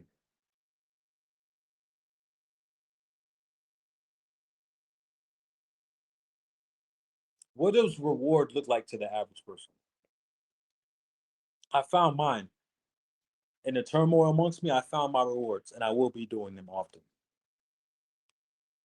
But what would rewards be like within you guys' lives? Because right now, it's almost as if a lot of our lifestyles seem to be in like a perpetual circle, and you have to break that cycle. Self-fulfillment requires that you labor amongst and just enough to enjoy thyself and to take trips. If you're not a trip person, you don't like taking trips, that's perfectly fine. But find what you like to do. If you want to indulge in new experience, do it. Even if it's new. Get out of the comfort zone of that perpetual cycle that doesn't do anything for you but make you depressed and leads to the same thoughts and emotions that keep you down. Go touch grass. Go outside. Go get physically active. Get off your phone. Whatever you're looking for on your phone, I promise the feed not going nowhere. You swiping up, not going nowhere. As you doing that right now, and even if you're not listening to this, you decreasing your attention span. So if you're not listening to class right now and you're scrolling up on apps, watching a lot of foolishness of videos, you decreasing your attention span. And you're losing the ability to actually listen and pay attention to what's actually being talked about within particular contents. As you swipe your thumb up on your phone all the time, you're losing the ability to have a greater attention span. Your brain don't tolerate too much. Now the conversation that you'll have that where you seem interested, if it isn't about a conversation about yourself, a person got at least 7 seconds to grab your attention. Thanks. Thanks.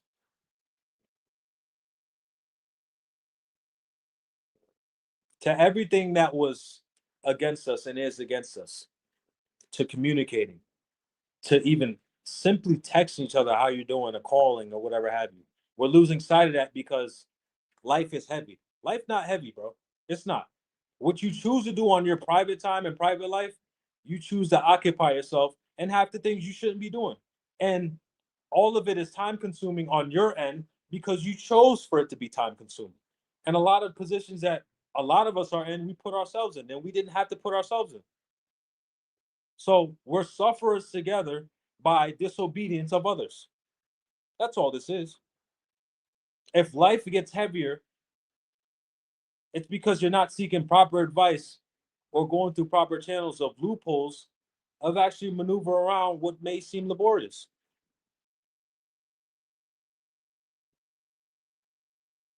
Everybody shouts the phone works on both ends and all that other stuff, but you don't use that app that much. The phone works on both ends is a statement by convenience. Just like availability, it's strictly by convenience. A shalom, strictly by convenience. I don't check the chat that much. Strictly by convenience. Because everybody's life so busy that you can't check in on one another. You can't call one another. You can't text one another. Thank God you called me, man. I was just about to. Why didn't you call me?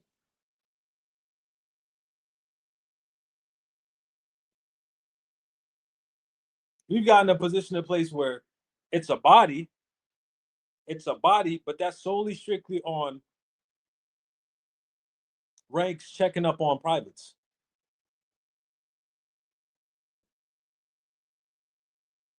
I thought we were siblings first. If the collective nation of Israel is a bunch of siblings collectively together and families, I thought we were siblings first.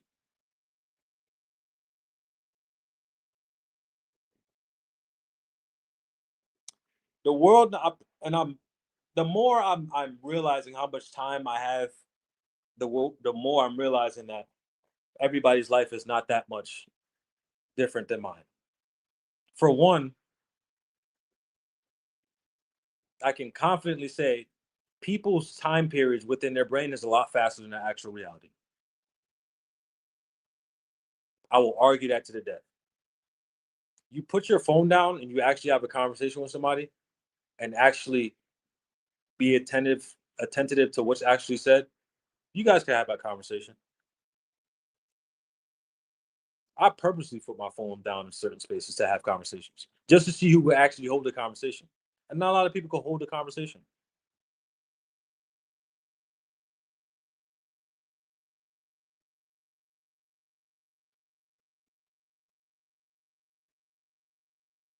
So the challenge I have for everybody, other than traveling and being appreciated outside of United Snakes of America, is to slow down time in their brain, because it's made people believe that they have less time than they actually have. Where everybody's used to hustling and bustling and doing everything they're supposed to, slow down. Because wherever you headed and where you going ain't going nowhere. And most importantly, you can be replaced in every aspect. When one goes, another one comes.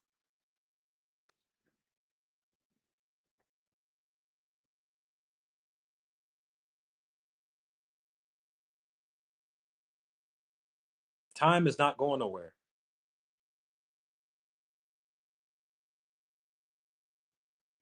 especially when all you have. If you have a pre-corded or pre-notion of assuming this is how your time's about to go, you have every day you have the same. Assuming majority of people have the same set schedule. If you have the assumed set schedule all the time, and you make plans and executions of, all right, this is coming out, that's coming out, blah blah blah, blah, and you categorize that in blocks within what's assumed to be what your day is, what your week is, and everything else, you have a lot of time. And everything else you don't have time for, and what you try to fit in time for, it's because you conveniently put yourself in that position to where you don't have time, or you feel like you have to do this amount, or you feel like you have to do that amount, because you don't want to inconveniently make another conversation for another position you could possibly be in that could be beneficial to you anyway, to the time that you're giving up, as opposed to the time that you customarily put yourself towards. Like, people purposely put themselves in positions to avoid having the confrontational, potential peaceful conversation they could have towards a position that they could put themselves in. Like, people enjoy, it's almost like a sickness to where people are willing to put themselves through hardships to give reason to why they don't have time towards something. Well, then that's partiality now, because you're being partial towards the main mission that we're here for. So you'll put this down. You'll put this down. You'll stop doing this. You'll stop teaching. You'll stop for the sake of convenience. You know what the beauty is? We just got done reading King Solomon. If he wasn't satisfied, what the hell make you think you're gonna be satisfied? Are we forgetting who King Solomon is?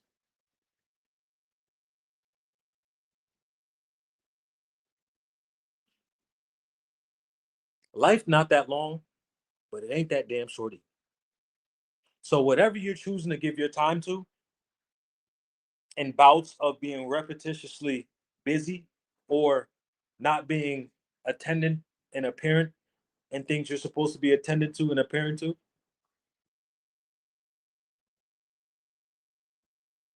God sees that. And then life circumstances and conditions happen according to you being disingenuous. And when somebody in the flesh checks you about it, you're not mad at the person checking you about it. Or you're not offended by the actual person in front of you. God just used one of his favorite messengers to call out your nonsense. What you choose to allow in your life as a convenient way of not following a particular curriculum you're supposed to follow, God has a reward for you. That ain't convenient.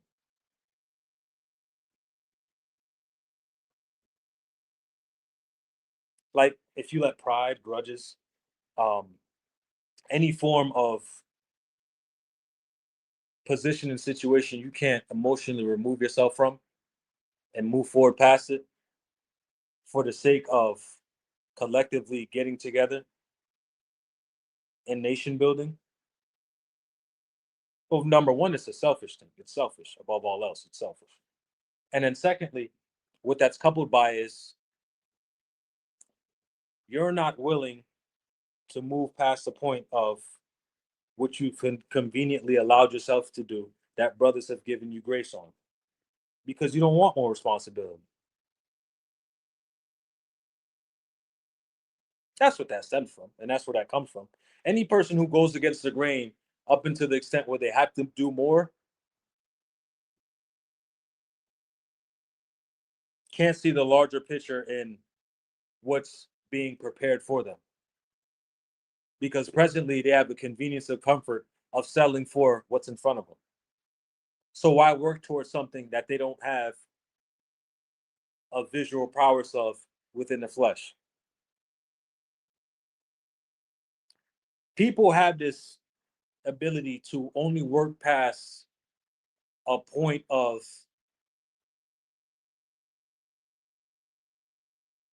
absence to an extent. Like, perfect example. I will work towards a vacation. Like for right now, I'm as transparent as I can be. I booked Feast of Tabernacles already. I'm mentally already in Tabernacles. I'm gonna work towards it. I'm gonna make it to Tabernacles. I'm putting that to the air because I'm making it a reality, and Lord willing, it comes to fruition. And if it doesn't happen, my intent initially first was to get there. I booked Feast of Tabernacles. That's that's happening. There's some people who will read, will see that message 1,000 times, 1,000,000 times, but when it gets closer to the point of where, yo, you got your you, oh, I ain't.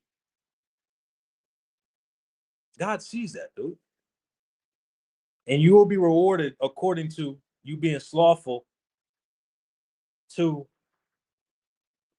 what was commanded of you from a while back. Nobody has reasons or excuses, especially given orders that were given prior to it even actually being established.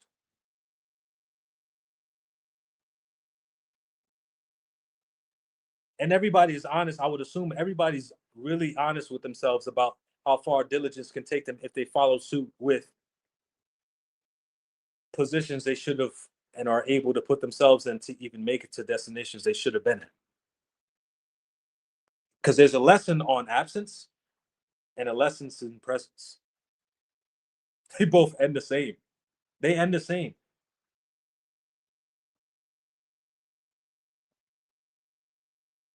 And two things can be true, but the end results are both all the same.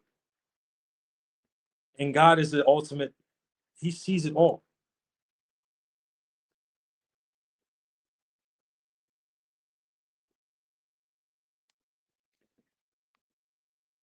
So, Galatians chapter 6.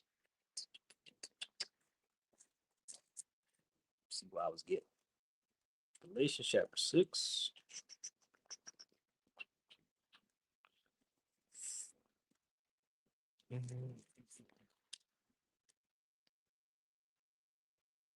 Oh, Galatians chapter 6, verse 7. This is Galatians chapter 6, verse 7. Be not deceived, God is not mocked. For whatsoever a man soweth, that shall he also reap. It's one of the most heaviest scriptures because it also aligns itself with, God dang it, it's also aligns itself with, as a man thinketh, so is he. What you put out always returns unto you. Investing starts with you first and whatever you put your hand to do. And how you choose to invest, invest and affects what you plan on having long term, midterm, or short term. You have hope for things to gradually increase within the future. You're not in control of that, but you have the expectancy of it. Let it go past that because God is in control of everything and the Most High will provide. But it starts with at the preparation table first. Everything starts at the preparation table. And then God gives you the ability to every single man. God gives the ability for you to hone in and practice, even if it's not comfortable. That's the key part. Spontaneity. You have to give room to being spontaneous. I don't care if you like it or not. You have to give room to being spontaneous. It's not a preference. It's an adaptation.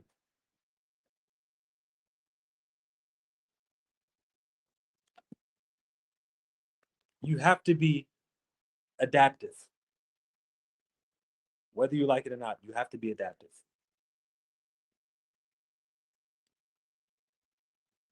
It is part of bearing your cross, adaptation. We're in a world where you have to customarily adapt, adjust, pivot, move accordingly. That's what part of being a watchman is. Adaptation. Because of what you see and hear and how you coordinate will predict the pivoting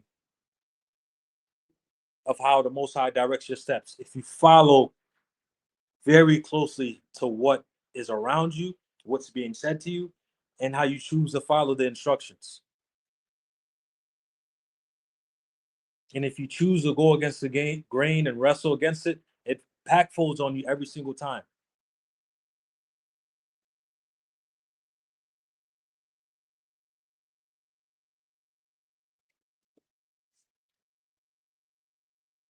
For he that soweth to his flesh shall of the flesh reap corruption.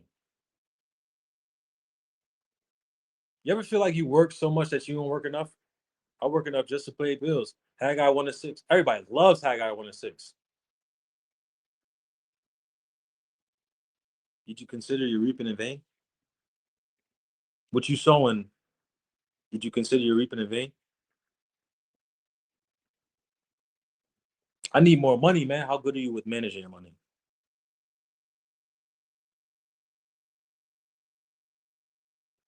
Damn, man. If this economy is sad, how good are you with maneuvering certain things like that? Do you have to get that? Do you want that or do you need that? Could that wait? Do you need to spend money? Do you need to do that right now?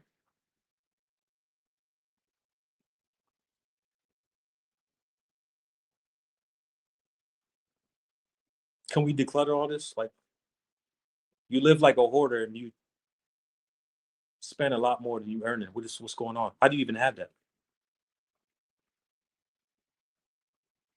You want to start giving some of this stuff up or start selling some of this stuff? You're too emotionally attached to debt, because that's what this is turning into. And we talk about tangible things. What about mental decluttering? How'd you get that solution to this right here? How did my perspective of me breaking this down to you came to that solution?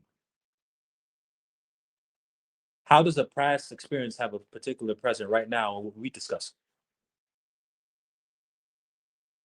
So now I have to give an answer to your past experience, and we having present relations with new experiences.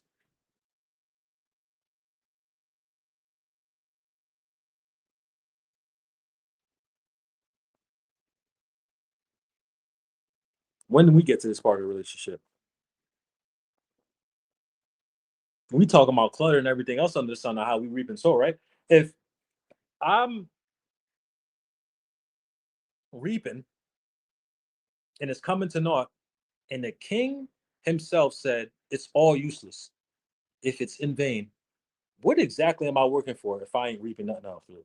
With the risk of it going to somebody who's not going to use it.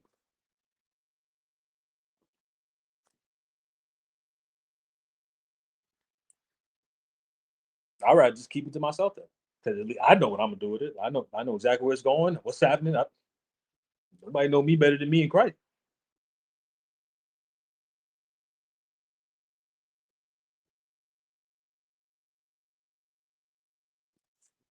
Read. But he that sows to the spirit shall of the spirit reap life everlasting.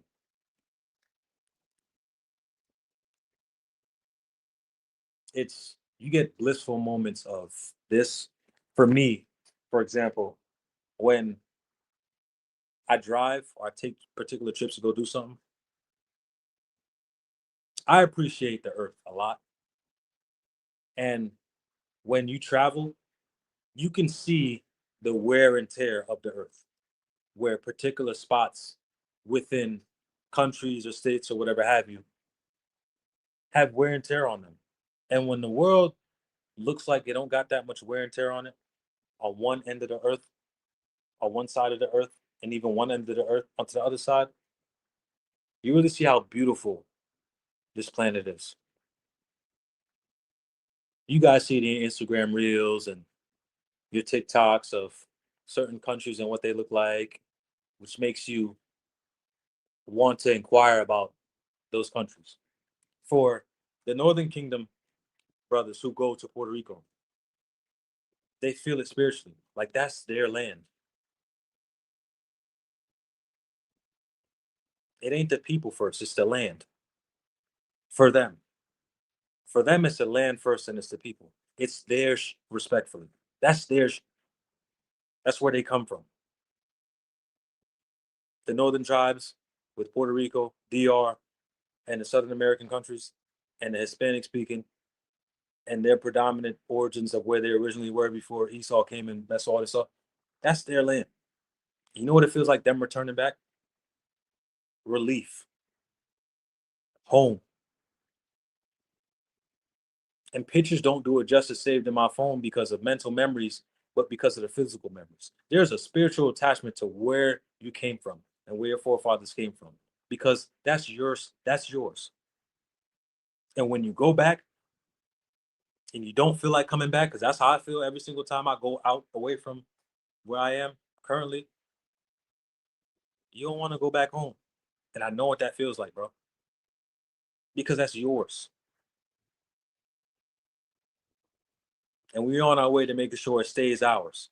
But I do know how people feel when they go back to an island that's theirs and regarding and disregarding the impoverished state that it is in, having their feet on that ground makes them feel like they're free. And there's only so much you could express in words because your emotions and your spirit expresses it enough. So when I'm out taking pictures or just looking at what's around me, I'll take a picture first and then I'll sit and look around and be grateful. Because part of the Most High creating what He created, He has given man a brain to create technology that blows my mind, that I give appreciation to the Most High first. Because on both ends of the spectrum, he's in control of everything and does everything. But he gave man a piece of his mind. And you can see how far they go with maintenance within the earth. And I'm impressed.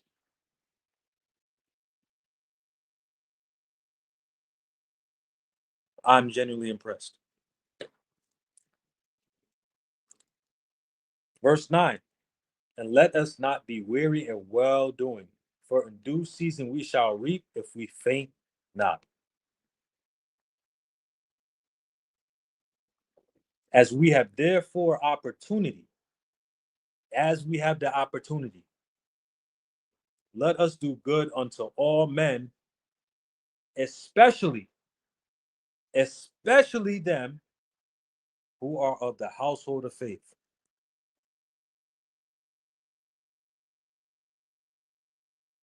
We all have many different differences and experiences to what we have gone through, what we're going through, and what we're going through. So even if I'm in different positions and differences of experiences within brothers and sisters, if you need advice on particular like lifestyles, choices, financial decisions and reasons and stuff like that, you cannot be afraid to have that one-on-one in conversation.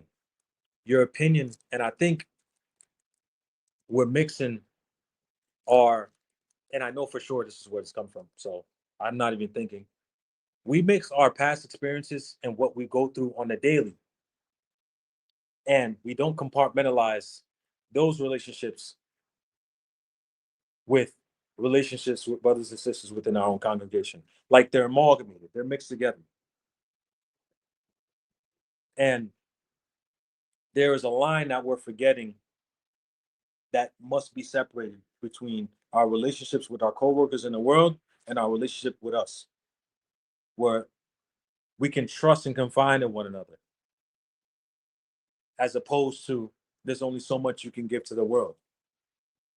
Like there are conversations within the world that you'll have, or even with your brothers and sisters, where you don't even necessarily got to hear a retort to what's said. I just need to hear. Or there's positions where you would like an answer to, or you would like for them to speak to a condition or a situation you're going through. 9 times out of 10, the world don't really got an answer for you. It's always something goofy. It's a quote, it's a Mark Twain, some nonsense that don't really. It's always some form of weird stoicism that don't really got no seasoning inside of it. Like stoicism is like bland scriptures, and it's a retort often that doesn't necessarily come with an explanation behind the writtens. You just need to realistically go to the people within your congregation that honestly have an answer to your plight, regardless of how you emotionally feel. Because if you're willing to receive an answer past how you emotionally feel and work towards that, I personally would be more than happy to give you an answer. I try to answer to every question to the best of my ability, especially difficult ones. I enjoy difficult questions because it makes me think and give the most rational answer to the plausible situation. But with my terms and conditions of me giving you an answer, I only ask, and this is just me as a brother, that you have to be as transparent as possible to the condition and situation before you ask a question and go about what you're explaining to me before I give you an answer. Or you don't even got to get an answer from me at all. I could just listen. But do also understand that there are moments and times where you could be putting that on somebody. And sometimes their immediate reaction is to take it off of them and give an answer to it, is to naturally respond. You have to be willing to open up the communicational border between you and whoever you talk to as far as confinement goes. Because communication, yes, is key, but if you like dibble and dabble within comprehension of what's being talked about, it'll go far, especially when you're creating a friendship. Phone call go a long way. I've been talking to Gora on AirPods for almost a decade. Positive I have cancer because I wasn't supposed to be doing that when I was young. But through that, and talking to my siblings and even certain brothers like Shamak, it's created the bonds of communication and dabbles of what works, what doesn't work, what we could talk about, what we don't talk about, and stuff like that. Shamak, for a perfect example. I love him, but I know exactly from when I call him, we'll talk about how we feel for him a little bit, and then go right to what we talk about. Like I know him enough to know that our conversation is about to lead to, how you doing? I'm good, this and third. Then he's gonna go about what he's dealing with. That's my conversation with my brother. So I know how exactly how it's gonna go with him. That's me and him. That's different for everybody else. So I'm opening the door for, if you would like to have a conversation, transparency first, and I'll give you every goddamn answer you want. It rings. So verse 10 goes, oh, I'm sorry. We're now in Proverbs now. So Proverbs 14, verse 23 says, in all labor there's profit. Whether there be good or bad profit, there's all labor, right? But the talk of the lips, I forgot I had this as a precept. But the talk of the lips tended only to purity. Y'all know what purity is? Purity is poverty. All that talking, you broke. I'm not gonna like. There's only so much talking you're gonna do until you actually make a change. Like talking so much to a situation that you were supposed to put labor towards only leads to poverty. And I read this initially with my Bonical way of saying it, and that's why I laughed at it. But it's true. There's only so much conversation you're going to have towards something until you actually make a change. Like certain conditions that we're in, they don't need to necessarily be talked about. Just do it. Just do it. Like there's only so much you can speak and emphasize onto one topic or subject or conversation or whatever you put your hand to do until you do it. Just do it. And sometimes you have to just do that so you get comfortable with spontaneity. All of this leads back to you being spontaneous and you being adaptable to random situations you would have to throw yourselves in, especially new experiences. Unfortunately, you have to become conditioned and memorable to recognize that a lot of experiences that you put yourself in the present will be new. So you have to be adaptive to the point of where you need to understand that a lot of these particular engagements that you'll have in the near future are new. So move according to what your foundation is, but also be mindful of you increasing yourself and how you choose to engage in each and every present and futuristic encounter. That's it. But there's only so much talking you're going to be doing as far as you making the decision on something. Like I know, man, I got to stop talking. Just do it. Some people got to be held by the belt and held by the top of their shirt and just thrown into it like Tom and Jerry. That's how it works. That's how it works. It's best like that. It shouldn't be, and it's suggested not to be like that, but a lot of behaviors that need to be undone come by you just being hemmed up by the pants and thrown right into the fire for the sakes of you figuring it out. There's never a preferable way. There is a preferable way everybody likes to learn, but you must be adaptable to learn all ways past your comfortability because every day there's an opportunity to grow within the confines of your learning curve every day. And it's not to your comfort.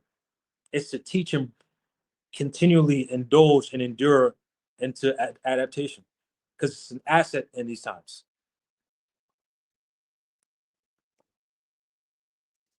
Colossians chapter 3, verse 23.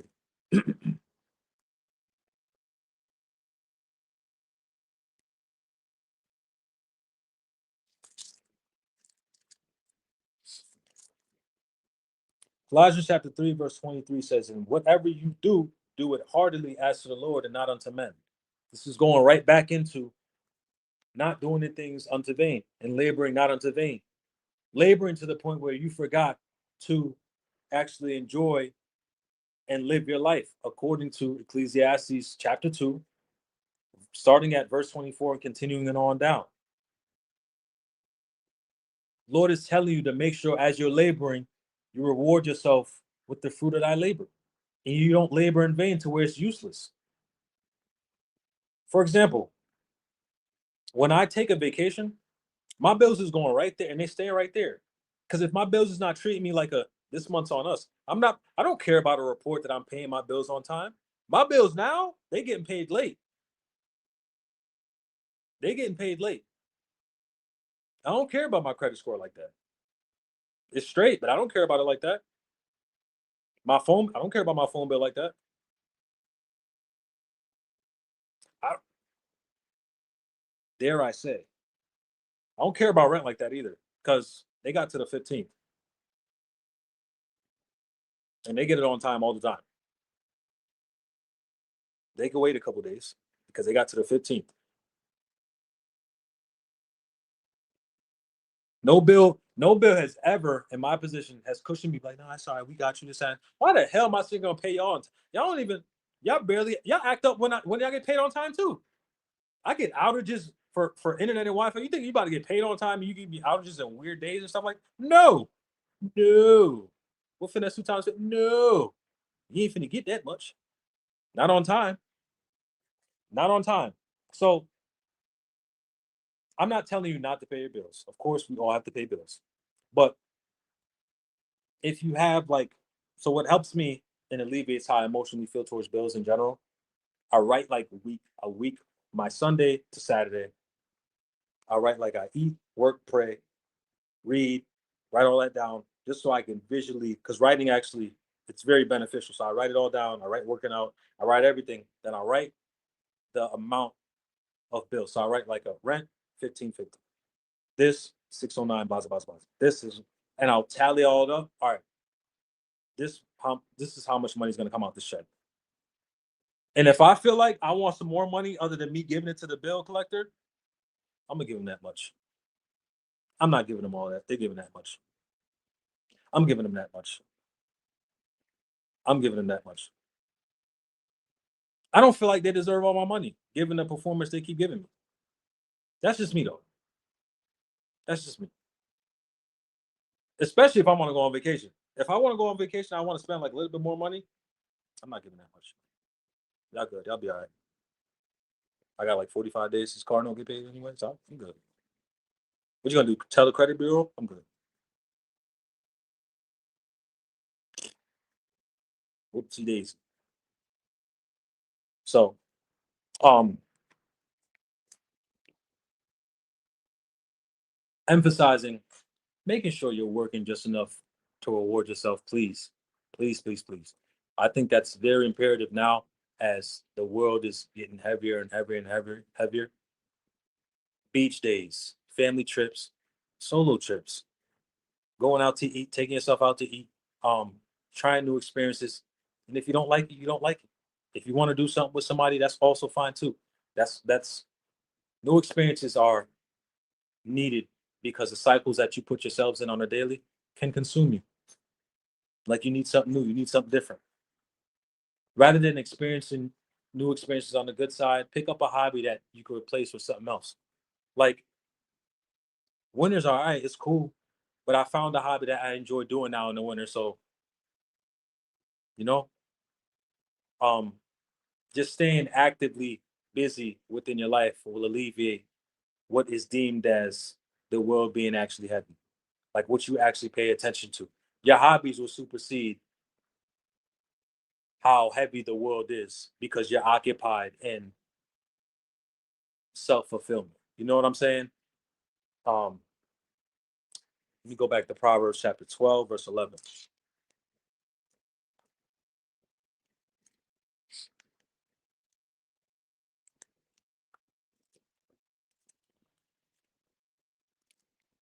Yeah, bro. Bills don't get that much love out of me. No lie. I help I help somebody else out.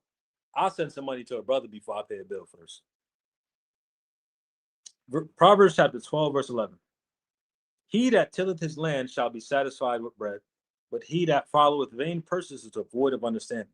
So this is all emphasizing what I'm trying to explain tonight and talk about. Um, just don't follow after worthless pursuits, because in the end, you're chasing the wind, as the scripture said. King Solomon said, "Don't chase the wind when it's just a pursuit of a man's ideology." There's never enough security when it comes to financial stability. Never enough. And if I'm being like fruitful, I mean truthful, I make just enough money to spend it. I don't be saving money. I don't save money. Like, yes, I have enough for emergency, rainy day, whatever have you. But if I don't, the Most High will provide. And I believe that I have enough relationships on the planet and in the world to where if it ever comes to that, the Most High will take care of me. Because He saved me by raising me, by teaching me how to use my hands. But the position I have now, I help others. So I'm not gonna lie to y'all, I make money to spend it. I blow money. Healthy. Like, because there's no reason for me. It for me, preferably speaking, everybody has their own preference of establishment or whatever have you. It ain't going with me to the grave. And not to mention, Christ would come tomorrow. At least let me look at him and face to face, he'd be like, I did snowboard. I did do it. I did do this. Well, I made it because I had an idea of how to establish the concept of salvation before he returns. Because my mind was always on him, no matter what I was doing and how I was actively behaving. And if somebody was in need, I always gave it.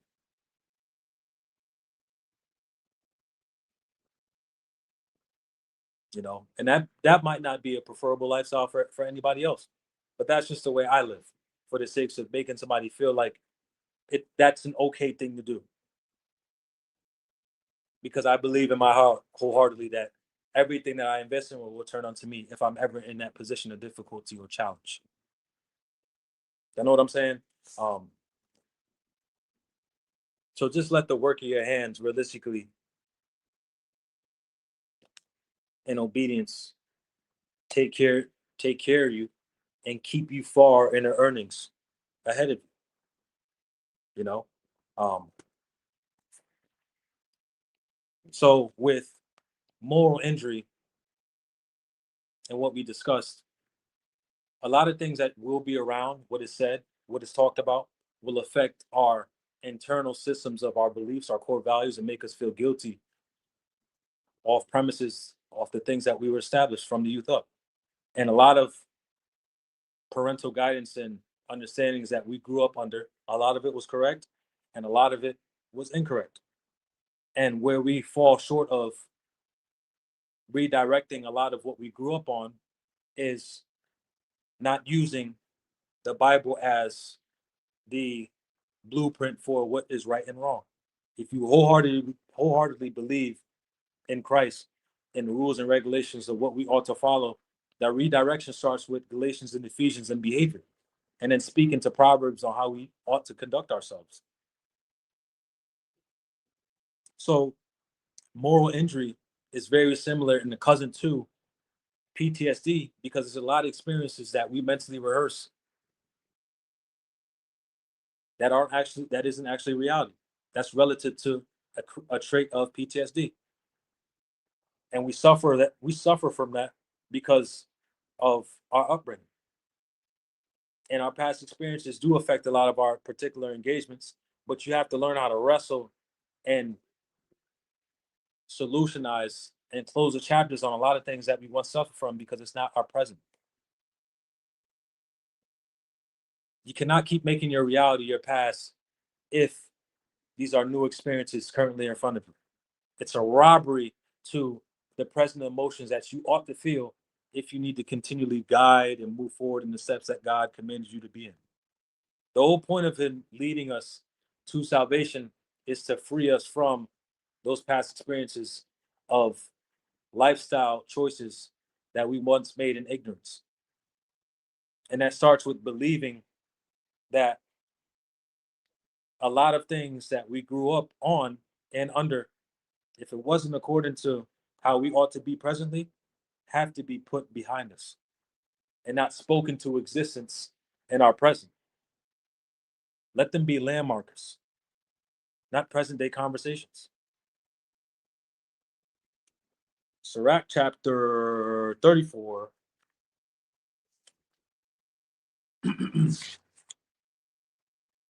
Verse 9. This is me emphasizing traveling, right? A man that traveled knoweth many things, and he that much experience will declare wisdom. The insight I was giving you guys on traveling is, for one, the nations love you all. You heard it from me here first. They try to be like you. They copy your hairstyle. I think I told y'all this earlier, but I took a picture of a Japanese person with dreads. I have a recording of me playing. Y'all know "Killing Get Far" by Kanye West in the game. I recorded myself and I said, these niggas don't even know verbatim. Excuse my vulgarity. I said, these niggas don't even know this song. They just played this shit I was in here. And they have their whole hip hop playlist. They dress like us. They wear our stuff like us. They imitate how we talk. Japan loves black people. You'll see westernized media of when we're put to shame and everything else and blah, blah, blah, blah. If you get out the country, they'll touch it. My hair was touched. I have a couple pictures with a couple people I never knew in my life, but they're interested because all of you have a light within you, and the portrayed media of you isn't actually real. So when they don't get that version of the portrayal of media coverage, they become more interested in it. And because you're light as is, they become really attached to you. Like, I made a couple purchases off the strength of them playing rap music. And it got so bad, I was like, you don't even know who this is. And he put on a 2016 Cypher and telling me that he likes 21 Savage. I was like, what do you know about 21 Savage? But it's conversations like that. And on top of that, your influence outside of the United States of America, your beliefs, your passions that make people gravitate towards you. There was not one time where I got lost, but I didn't get lost, and somebody didn't jump out their feet or jump out their boots to help me. You are the salt of the earth, and I mean that. They all look like you are genuinely like they are fascinated by your appearance. Fascinated. And the insight on etiquette, cleanliness, and everything else underneath the sun goes to show you how the world is treated in different parts of the aspect of me explaining earlier on the wears and tears of the earth. The world grows through age by the maintenance of how it's taken care of. And on one side of the world, it looks completely different than this side. So it goes to show you the actions of men indulging within their own practices and customs of men that till the earth and affect the outward appearance of how they choose to work under the conditions of labor.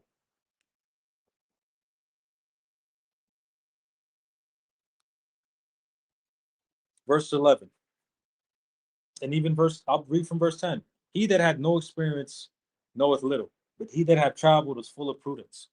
It's humbling. It's very humbling traveling. Whether you even drive into a different state, you might see a whole different area, whole different world to a different state. It's a whole nother world and ballpark from where you originally was to somewhere else. Some people didn't even travel to a different state their whole life.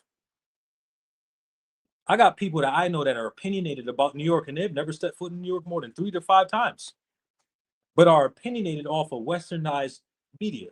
You don't know nothing about that state, let alone you have never even stepped foot in that state. How are you so opinionated about a state you never even stepped foot in? And if you did, you went to Manhattan. No disrespect, Manhattan, but you went to Manhattan. Like, who goes? What are you? You guys get the point.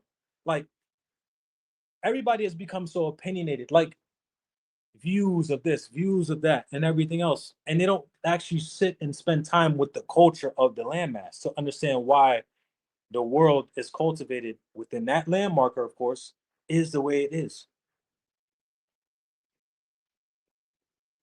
When I traveled, this is verse 11. When I traveled, I saw many things and I understand more than I can express. That's how I genuinely felt. Like, even as days go by, I'm still recalling and expressing a lot more experiences and things that I've went through because I was there for 2 weeks that I went through than what I can honestly remember. And the photos that I took, I uploaded about 20, but I have about 170 photos alone of me being in Japan. And the pictures that I have are memories and motion of how I presently feel because of the insight I received of my experiences while I was walking within that country. I was oftentimes in danger of death. I feel like that almost all the time. I didn't know when I flew into Japan, I was in the middle of a typhoon. I was in the middle of a typhoon warning that I didn't know about. Thank God the Most High kept me in safety, but I didn't know I was in the middle of a typhoon. It spun up and went right around me. You just never know how close you are proximity to danger. Just to remind yourself of how safe you are within the Most High's hands, because He always got you.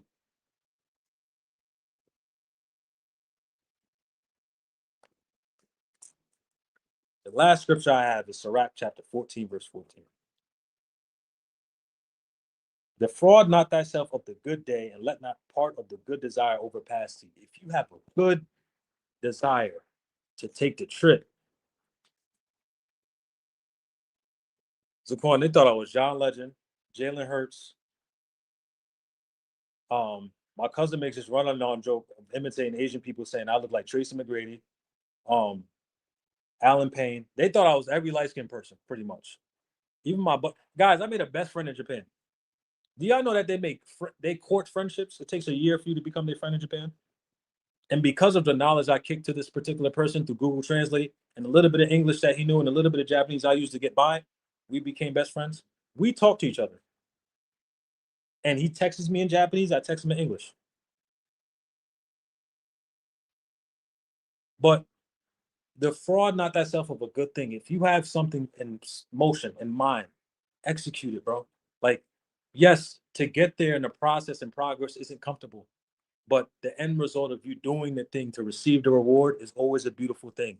And it's not also a memory, it's a present thing that you continually move forward with because you had that experience outside of your comfortability zone to move forward in that particular moment.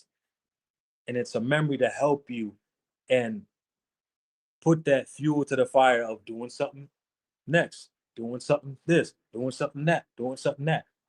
And that's what it's done for me. So I'm going to keep going. I'm going right back. But before I go back there again, I'm going to South America next month. Putting that in the air now. So if y'all see me in South America, it's because I told you I'm doing it first. And it's already booked. How about that? I'm already mentally in there. And it's just a matter of me just getting there.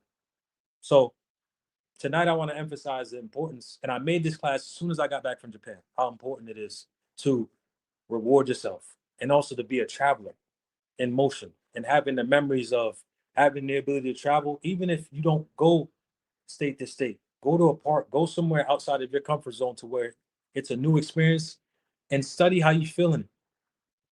Recoup and recover in different locations in different environments without thinking outside of assuming that it's going to go one way and it goes completely different. Any questions tonight, guys? Any questions?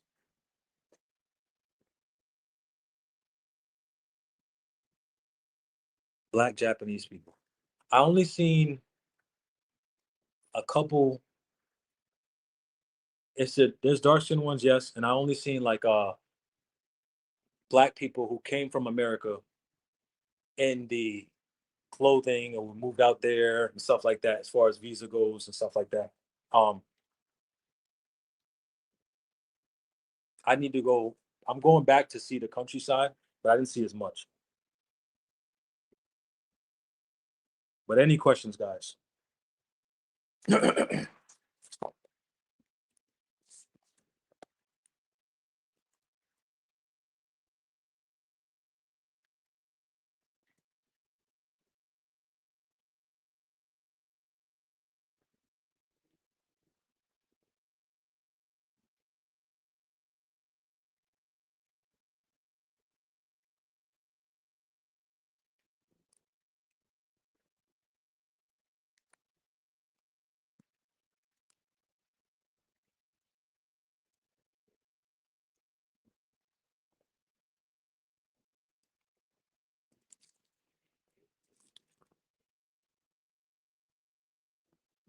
All right, we're gonna rise, face east.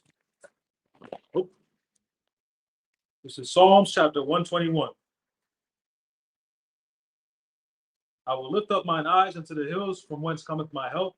My help cometh from the Lord, which made heaven and earth. He will not suffer thy foot to be moved. He that keepeth thee will not slumber. Behold, he that keepeth Israel shall neither slumber nor sleep. The Lord is thy keeper. The Lord is thy shade upon thy right hand. The sun shall not smite thee by day, nor the moon by night. The Lord shall preserve thee from all evil. He shall preserve thy soul. The Lord shall preserve thy going out and thy coming in from this time forth and even forevermore.